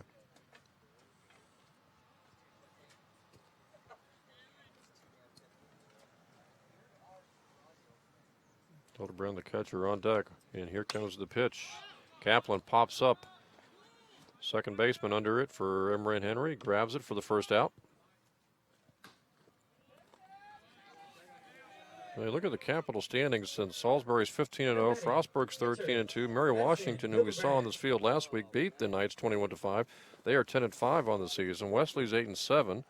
Then Marymount 7-8. Then York right now in the 6th spot, 5-9. Brandon, and then half game behind York is Newport and St. Mary's, and a game and a half behind York would be the Southern Virginia Knights. As the ball's hit to the outfield, nice grab by the outfielder for Emory and Henry for the second out. Got that one off the shoe top. Yeah, I was thinking the same thing. Shoestring grab by the right fielder. There's 2 away for Kennedy and the Wasp here. So the Knights are only a game and a half out of 6, but they've got to surpass both York, Newport, and St. Mary's. They got to get by 3 teams to get into the 6th spot. Well, the odds are not in their favor, but as we talked about early in the broadcast, anything's possible. And another we got blast. Another home run. Over the left field fence. That one by Tanner Wild, right fielder for the Knights. And another shot to left field. 13-5, Southern Virginia. Let's go score Finn, who was already on first base, and Wild comes around. So 2 more RBIs and 2 more runs for the Knights. So Tanner Wild with a big blast over the left field wall, and the Knights now are on top 13-5 in this game here in the bottom of the 6th inning. There's a grounder back to the pitcher, off the pitcher's glove, and that's going to be tough to make the play as Hunter Allen is able to get down the line for an infield hit. Yeah, that was a tough play, and it looked like Kennedy might have got a glove on it, and the slow roll, the shortstop couldn't make the play. But back to what we were talking about with the standings, you know, a game and a half out with, they got Christopher Newport in his doubleheader, so it's going to be very important. That's why I talked about this just for confidence purposes, and the way they're rolling right now, if they go in to play Christopher Newport on this high, you never know. Yeah, all the Knights can do really is beat Newport, win the doubleheader against Harrisburg on Saturday, get to 7-11, and then let things sort them out. Basically, I'm not seeing who York or perhaps St. Mary's has left on the schedule. But that's about all you can do right now. As Saunders, the left fielder, is up here with a runner at first base, and the Knights now on top here over Emory and Henry by 8 runs. But even if you don't make the Capital Tournament, it's a good way to close the season, try to get up to 8 or 9 wins. Yeah, and looking down the roster, it's a young ball club, a lot of freshmen, sophomores. So it's a young ball club. So a lot of them, pending, some of them may go on a mission or something, but looks like they'll have a lot of kids back next year. Yeah, there's a few key seniors, shortstop Andrus, and of course the first baseman Prado. Those are 2 that come to mind. And then also, the pitchers, when you look down some of the pitchers for the Knights, Bradley Jackson, their top pitcher, at least he's been their top pitcher this year. He is a senior. There's a swing and a miss by Saunders. He goes down on the strikes, and the Knights are out here in the 6th inning. They pick up a couple of runs. We played 6. It is Southern Virginia 13, Emory and Henry 5.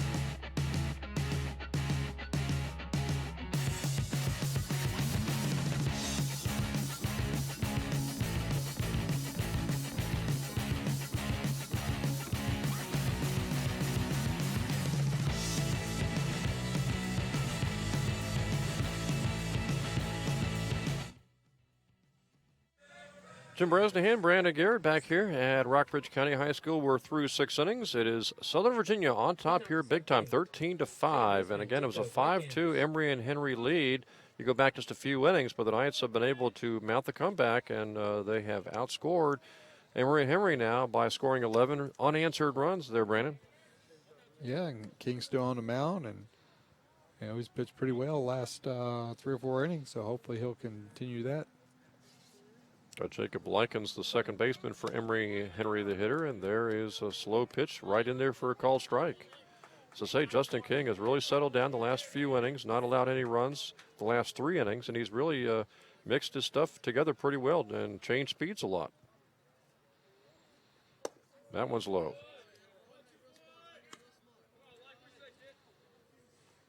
Knights again scheduled to play Christopher Newport at home tomorrow, 4 o'clock, and then that doubleheader. Home doubleheader, 1 o'clock and 4 o'clock on Saturday against Penn State Harrisburg. And unless the Knights make the Capital Tournament, that'll be it for their baseball season.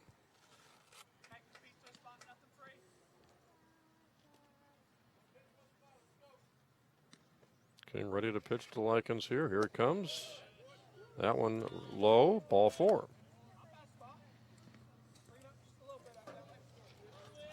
And now coming to the plate will be Wisnett. Leadoff hitter. Now batting, center Top of the fielder, order hitter Matthew for Wisnett. Emory and Henry. 1 on, nobody gone here for Emory and Henry in the top of the 7th inning.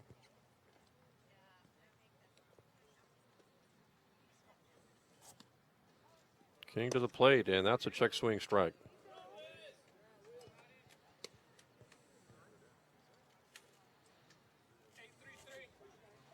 Well, when it was 5-2 back in the 3rd, and he had just given up that 3-run homer to Nelson, what are the odds that here in the 7th that King would not only still be pitching, but would have an 8-run lead? Yeah, it's almost like a tale of 2 different games. King will go to first. Liking is back. I mentioned we've got lacrosse coming up tomorrow. Webcasting men's lacrosse, 6 o'clock. Southern Virginia against Frostburg. That's a called strike.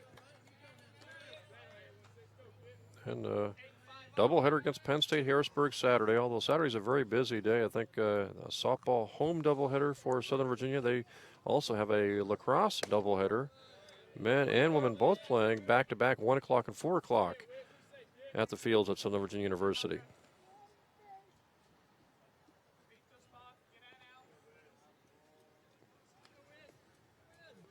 Here comes King's pitch. And umpire rules that one a ball.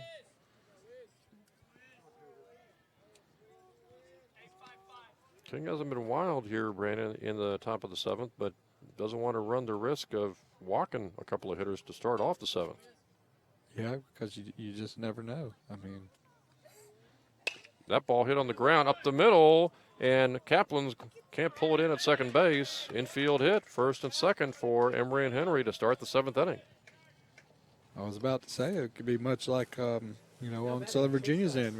They're down 3 runs, and they put together a couple hits here and there, and then you get a home run, and it could work in the same favor for the Wasps. And now Jordan Woolard comes to the plate for the Wasps with runners at first and second base, nobody out. Knights would love to turn 2 here. High pitch.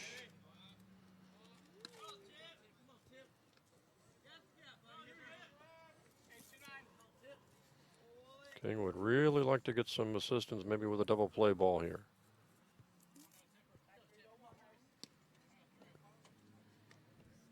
King ready to pitch to Woolard, and that is a called strike.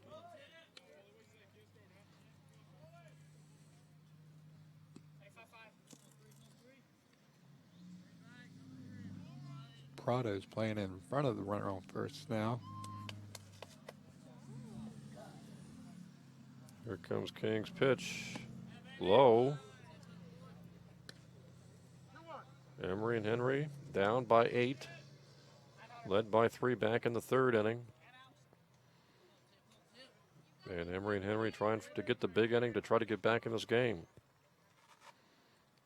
King's pitch. Low again. Very close. Looked like a pretty good pitch right there.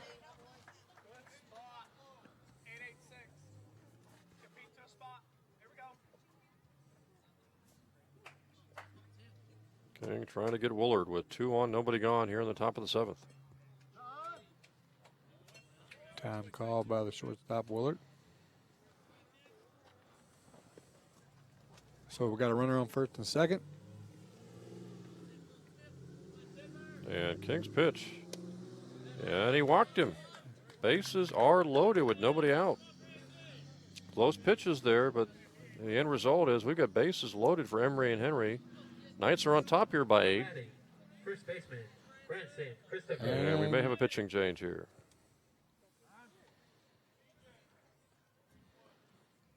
Knights bullpen is on the other side of the dugout, so we can't see who's been warming up, but we'll see what the Knights do here with bases loaded, nobody out.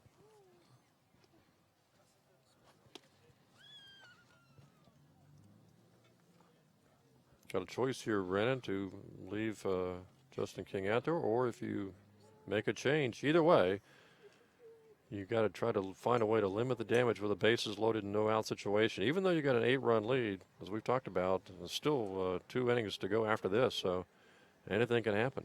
Yeah, you know, you got the heart of the order up for the Wasp here, so you got their power up here. So, you know, like you said, you know, King and Southern Virginia, they got to find a way to get out of this hole right here, this jam that they got, bases loaded with no outs.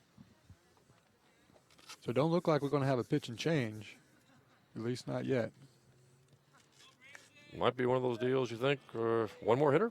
Yeah, well, I mean, maybe with the 8-run lead, maybe you give him a shot at this this batter and see what happens, you know. And the hitter is Branson Christopher, senior infielder. And like you said, we don't know what's going on in the bullpen for Southern Virginia because we can't see it, so maybe they don't have anybody quite ready yet. Here's King's pitch, low. Lineberry's on deck.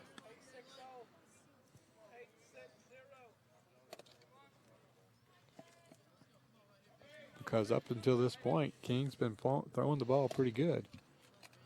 And when he's missed very close. Here comes the pitch. That one is high. 2-0 the count now.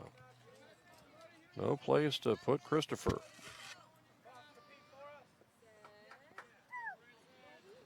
Here comes the 2-0 delivery. This one's popped and it's popped out of play foul. You want to get the strike, of course, Brandon, but you don't want to just put it right over the plate. Yeah, I mean, I think in this situation, you'd be better off walking in a run than giving up something right down the heart of the plate for Emory Henry to hit. Of course, King would love to see a pop-up or maybe a double play ball. That one's fouled out of play. Now he'd love to get the strikeout. Yeah, he's ran it to 2-2 now, so he's one good pitch away.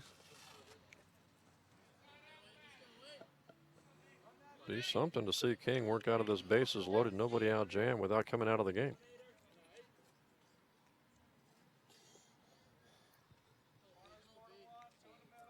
He's got 2 strikes on Christopher. Time called by the batter.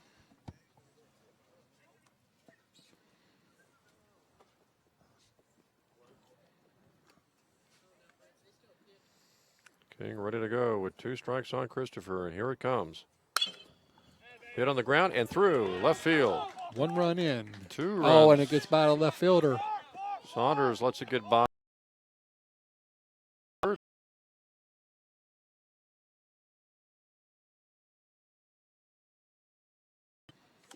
Willard might have been able to score right there, but, you know, being no outs. Now they'll change pitchers. King will come out of the game with a 6-run lead, but Emory and Henry now has runners at second and third, and still nobody out here in the top of the 7th. So we'll have another conference on the mound as King's done for the day. Might have just run out of gas, of course. So a lot of those balls that he was counting on were close, very close pitches, but ruled balls. Yeah, I mean, a lot of those pitches, you're right. They were pretty close. And, you know, all in all, he gave up 3 home runs, but he pitched 2 or 3 really nice innings here in the latter part of the game. So the new pitcher here for the Knights will be Zach McNally, sophomore right-hander. And he's coming into a situation where he's got a 6-run lead, Brandon, but he's also got runners at second and third, nobody out. Yeah, similar to what Kennedy faced for him and Henry. You know, he come in and you hear it a runner or two, and I think that changes your outlook as a pitcher as opposed to the bases being empty. And of course, he's. And I don't know, maybe gotta get 3 everybody's got outs. different philosophies about that. I don't know if you come in with the idea that you don't want those runs to score and you're really going to be tight, or you're just thinking about the guy at the plate and acting like the bases are loaded. And if those 2 runs come home, you still have a 4-run lead with just 2 innings to go.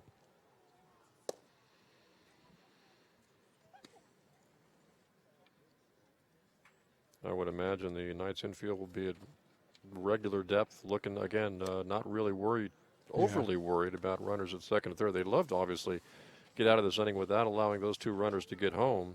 Yeah, I'm sure they would concede the run and take the out and try to get out of the inning.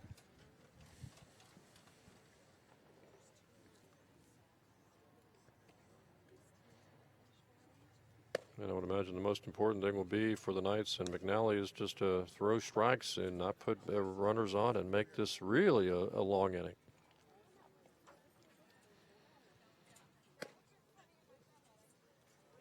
The Knights are trying to pick up their 6th win of the year. Came in with a record of 5-16. Emory and Henry's already got 6 wins, and they've lost 22 on the season. Oh, looks like we're ready to play ball. So 2nd and 3rd, nobody out for Emory and Henry here in the top of the 7th inning.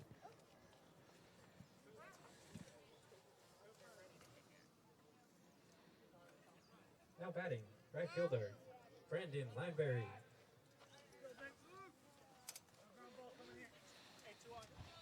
Lineberry at the plate for the Wasp.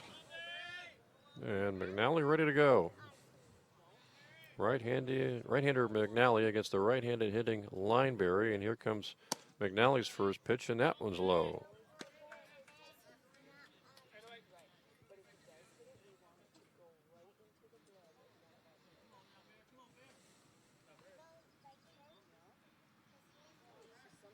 One-0 pitch coming here from McNally to Lineberry. This one is popped up to right field.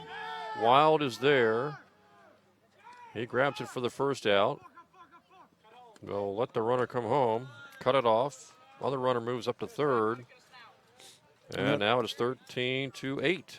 That's just what we talked about. I'm sure, Southern Virginia's fine with that. They get the out, run scores and work on the next one. So the lead is now 5.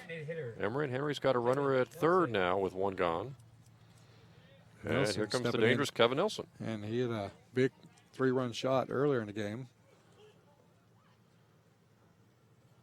McNally's pitch hit on the ground to Andrus. Fields it cleanly, concedes the run, goes over to first, gets out number 2.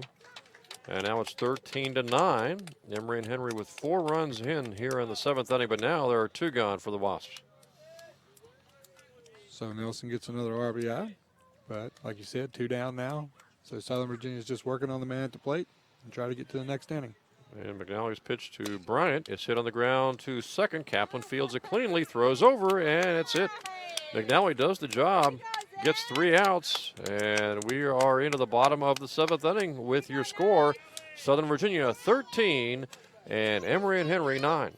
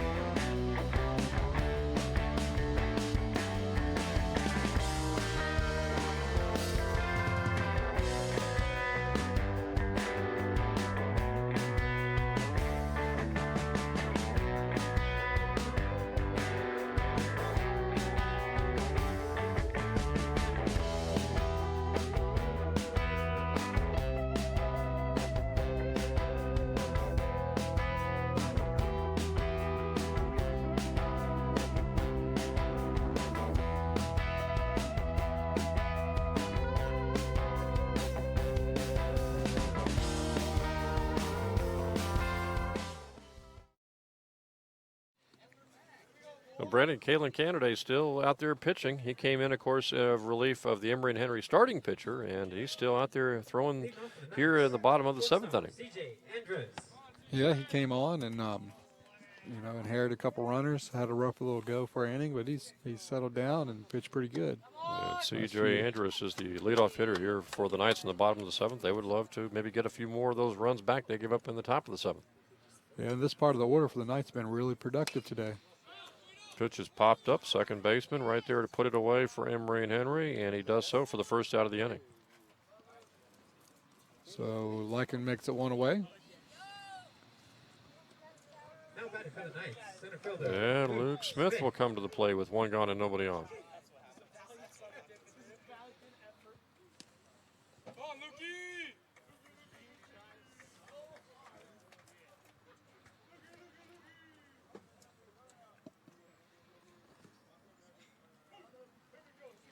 Sophomore left-hander comes to Smith, and it's a called strike.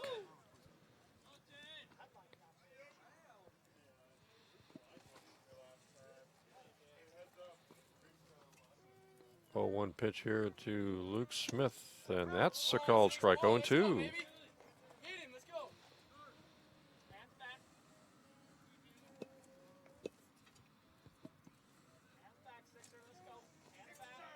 Kennedy ready to go with an 0-2 pitch here to Luke Smith.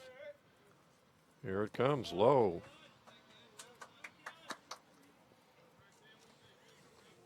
Knights don't score any runs here, Brandon. They've got 2 innings to get through with a 4-run lead.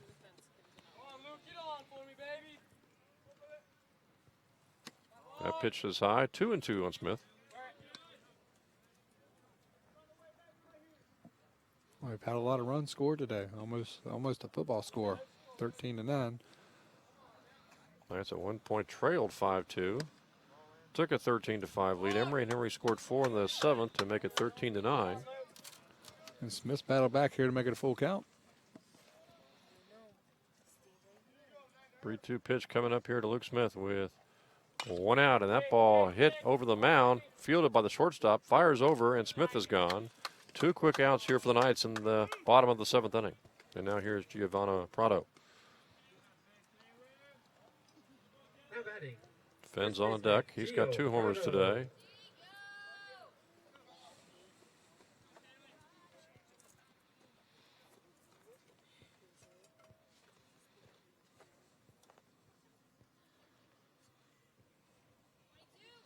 First pitch to Prado, hit on the ground to second base, and takes a bad hop over the second baseman and into right field. Looked like it just hit the edge of the grass and went right over Lycan's head. So Yes. Prado's aboard. And Prado is at first, and here comes Fenn, who's got 2 homers today. We saw 3 homers hit by Emory and Henry at the outset of the ball game through the first 3 innings, and the Knights since then have clubbed 3 homers.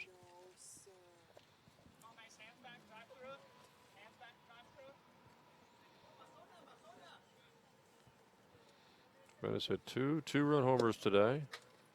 He's got Prado at first and 2 outs.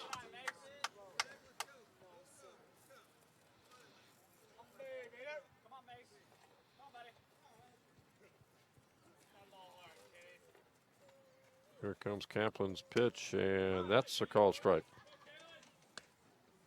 Canada getting that one over. Prado takes his lead. And Fenn hits the ball to the outfield. Might be trouble, and center field tracks it. Grabbed by the outfielder for Emory and Henry for the 3rd out. So the Knights go down without getting any runs here in the bottom of the 7th. We played 7. It is Southern Virginia on top here, 13-9.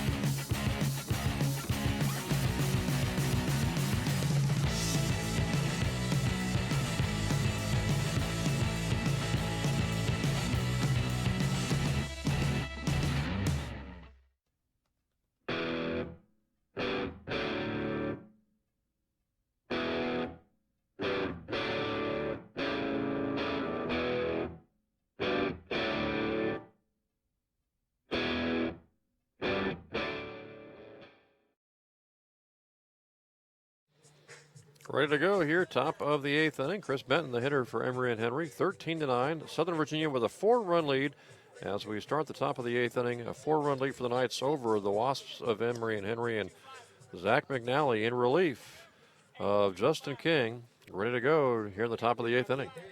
McNally came in and did a nice job last inning. Let's see if he can continue with the momentum from the mound. Took something off that one, but it's a ball. Yeah, he did his job in the top of the 7th with runners on. He just came in, threw strikes, got outs, Brandon. I think that's just what he needed to do. Foul back that time, 1-1 on Benton. I'm sure that's what Logan Mann has told McNally here in the 8th inning. Hey, 6 more outs, and this one belongs to us. 1-1 pitch is fouled out of play.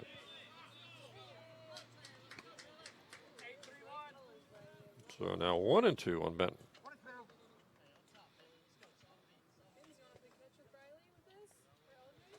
And McNally's 1-2 pitch is ripped up the middle, grabbed by Kaplan. Long throw to first, and they get him. Nice play by Kaplan, almost behind second base.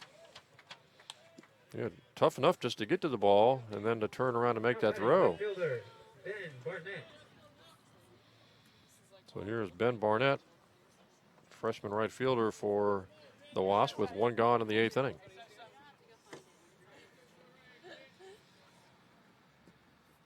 McNally's pitch, curveball in there for a called strike. And he looks like he's got his control going on here and is just comfortable letting his defense basically, Brandon, get the job done. There's another called strike. Yeah, and I think you said it just a minute ago. Looks like Coach Mann, just throws strikes, and that's what he's doing, letting his defense play. 2-strike pitch. That one's close, but a ball. 1-2. Knights just 5 outs away from getting their 6th victory this season.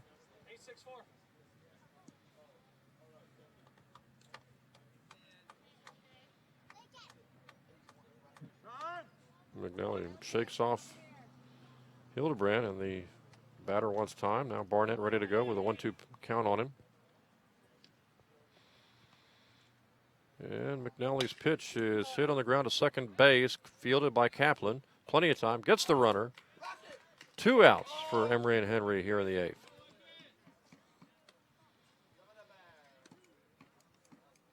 Now batting, second baseman, Jacob. Well, Zach McNally has come in from the 7th inning and here to the 8th inning doing the job, getting the outs. And now he's got the second baseman, the bottom of the order, the last hitter in the order, Jacob Lykin, second baseman. And he takes a called strike. So if McNally comes back in the 9th, he'll have to face the top of the order. But if all goes well, he'll have at least a 4-run lead, Brandon, in the top of the 9th inning. Yeah, and he's, like you said, he's just going out there throwing strikes. And Called strike there. letting his defense do the job for him.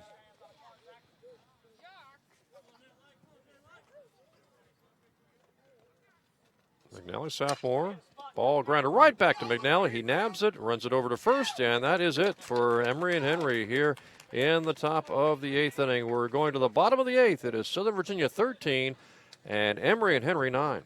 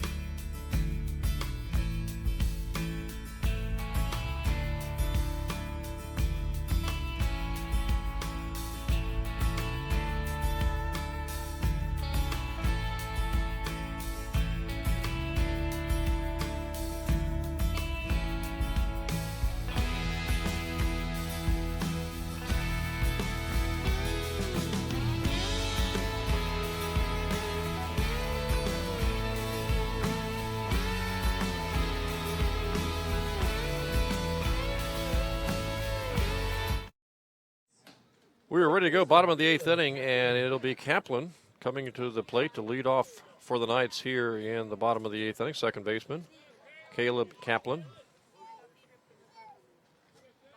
Knights start this bottom of the 8th with a big 4-run lead, 13-9. And Kalen Kennedy is still out there firing. He took over for the starting pitcher, Mackinac. And after that kind of rough inning where he just took over and had inherited runners, Brandon, and gave up a few runs, he's been settling down since then. Yeah, and once he got out of that inning, I think he's done a pretty good job. He got into that jam. Like you said, inherited a couple runners. Then he gave up some runs of his own. But, once he got past that, he's pitched pretty well. Facing Kaplan, the second baseman. Pitch is low. And Kaplan made a few nice plays behind his pitcher last inning. That's just 3 outs away in the top of the 9th from claiming their 6th victory of the season. Kaplan shoots that ball to center field, and it's caught for out number 1.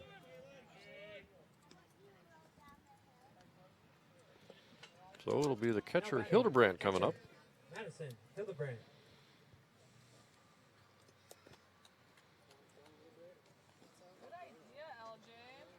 Hildebrand, left-handed hitter, facing a left-handed pitcher. Takes a pitch high for ball 1.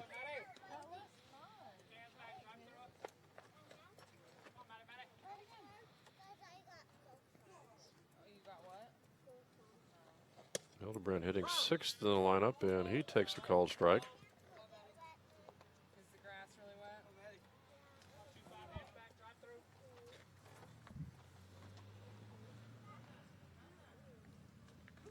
Candace's pitch ripped down to first. First baseman grabs it, and Hildebrand's retired. 2 quick outs for the Knights, and here comes Tanner Wild, the right fielder for the Knights, now with 2 out and nobody on. Yeah, that was a hot shot from Hildebrand, the first baseman right there to make the play. Knights trailed at one point in this game 5-2. Mounted a rally, took a 13-5 lead. Emory and Henry got 4 in the top of the 7th to close the gap to 13-9. That's where we stand right now, bottom of the 8th inning. 13-9 Knights lead. 3 outs from victory in the top of the 9th. Pitch is popped up. Should be the 3rd out of the inning. And it is. We played 8. Your score, SVU 13, Emory and Henry 9.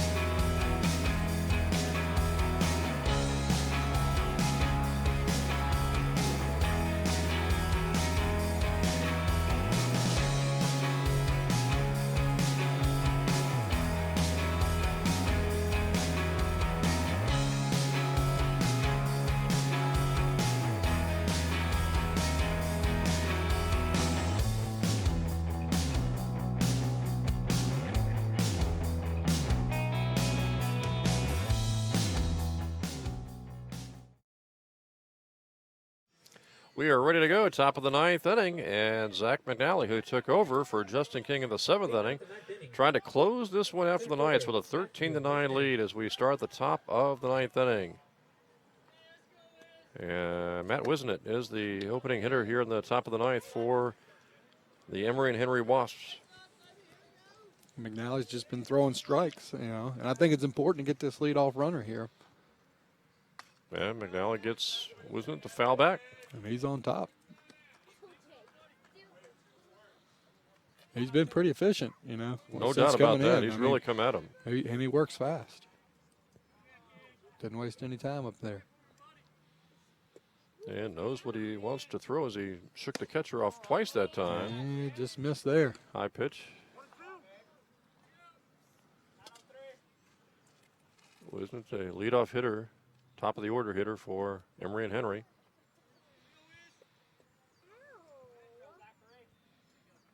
Got Willard on deck.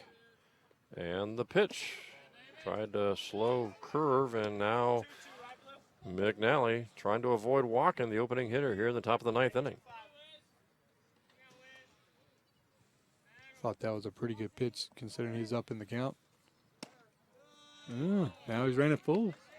Another ball called there. 3-2 now to Wisnett.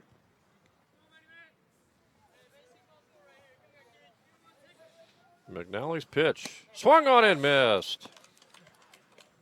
Big strikeout for McNally. He threw it right by the hitter. Jordan Woolard. Now it'll be Jordan Woolard. One gone, 2 outs to go.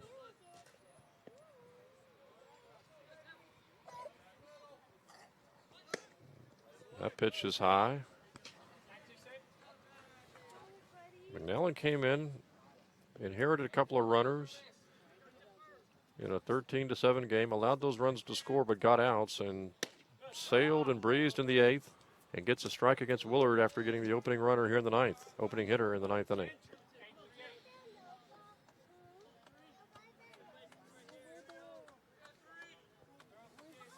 And McNally's pitch is off-speed pitch, cranked to center field, and caught by Luke Smith. Yeah, he did a nice job right there. Back against the wall. 2 gone, 1 out to go. Knights trying to get a non-conference victory over Emory and Henry today to improve to 6-16 on the season, with a game against Christopher Newport coming up on Wednesday. And Branson Christopher is the hitter.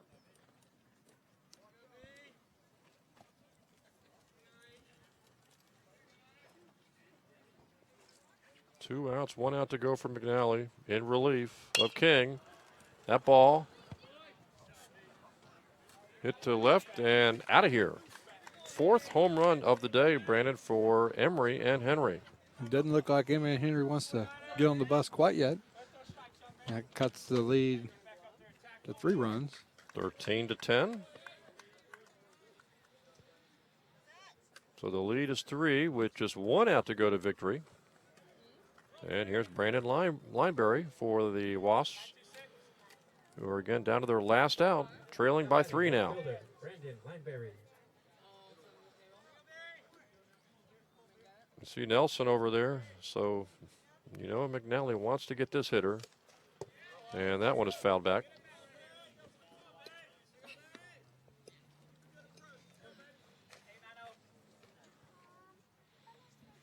Justin King started. And McNally in relief of King in the 7th inning. Took something off that pitch, hits a ball. Hitting stars today, Brandon, certainly without question. Mason Fenn, 3rd baseman, 2 two-run homers for the Knights. Among others, Luke Smith had a couple of doubles, and Prado had a big hit as well that drove home a couple of runs. Yeah, Prado got it started with that little, I don't know if you want to call it blooper or what have you, over the first baseman's head, barely in the outfield, but rolled all the way to the wall. McNally trying to get Linebear here to wrap up this Southern Virginia victory.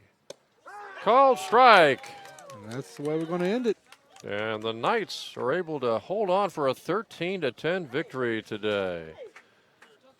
And Brandon, to wrap this one up, again, as we just mentioned a few seconds ago, some hitting stars out there, including Mason Fenn with 2 two-run homers for the Knights today. And Justin King had a rough start, but settled down. And then, of course, it was Zach McNally coming in relief, really wrapping this one up for the Knights from a pitching standpoint. Yeah, I thought, as we said before, King came in after the first, 3 innings. He really settled down and threw some quality baseball. And then McNally came in and was really efficient there to finish it up. And now the Knights improved to 6-16 on the season with a huge game coming up against Christopher Newport on Wednesday, and then a doubleheader on Saturday against Penn State Harrisburg. And again, I'm not sure if the Knights are mathematically eliminated from postseason possibilities for the Capital Tournament, but whether they are or whether they aren't, I know that Coach Logan Mann wants to wrap up this season with some victories to really end on a solid note. Yeah, I mean, you obviously want to hope that you might be able to get in there some way, somehow. But if not, finish it up strong and, look forward to building on the program and leading into next year.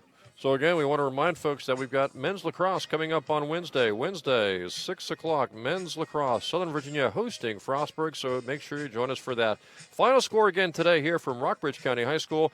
It was Southern Virginia holding on and knocking off Emory and Henry in non-conference baseball action. Final score, Southern Virginia 13 and Emory and Henry 10. For Brandon Garrett, I'm Jim Bresnahan. Thanks for joining us today, everyone.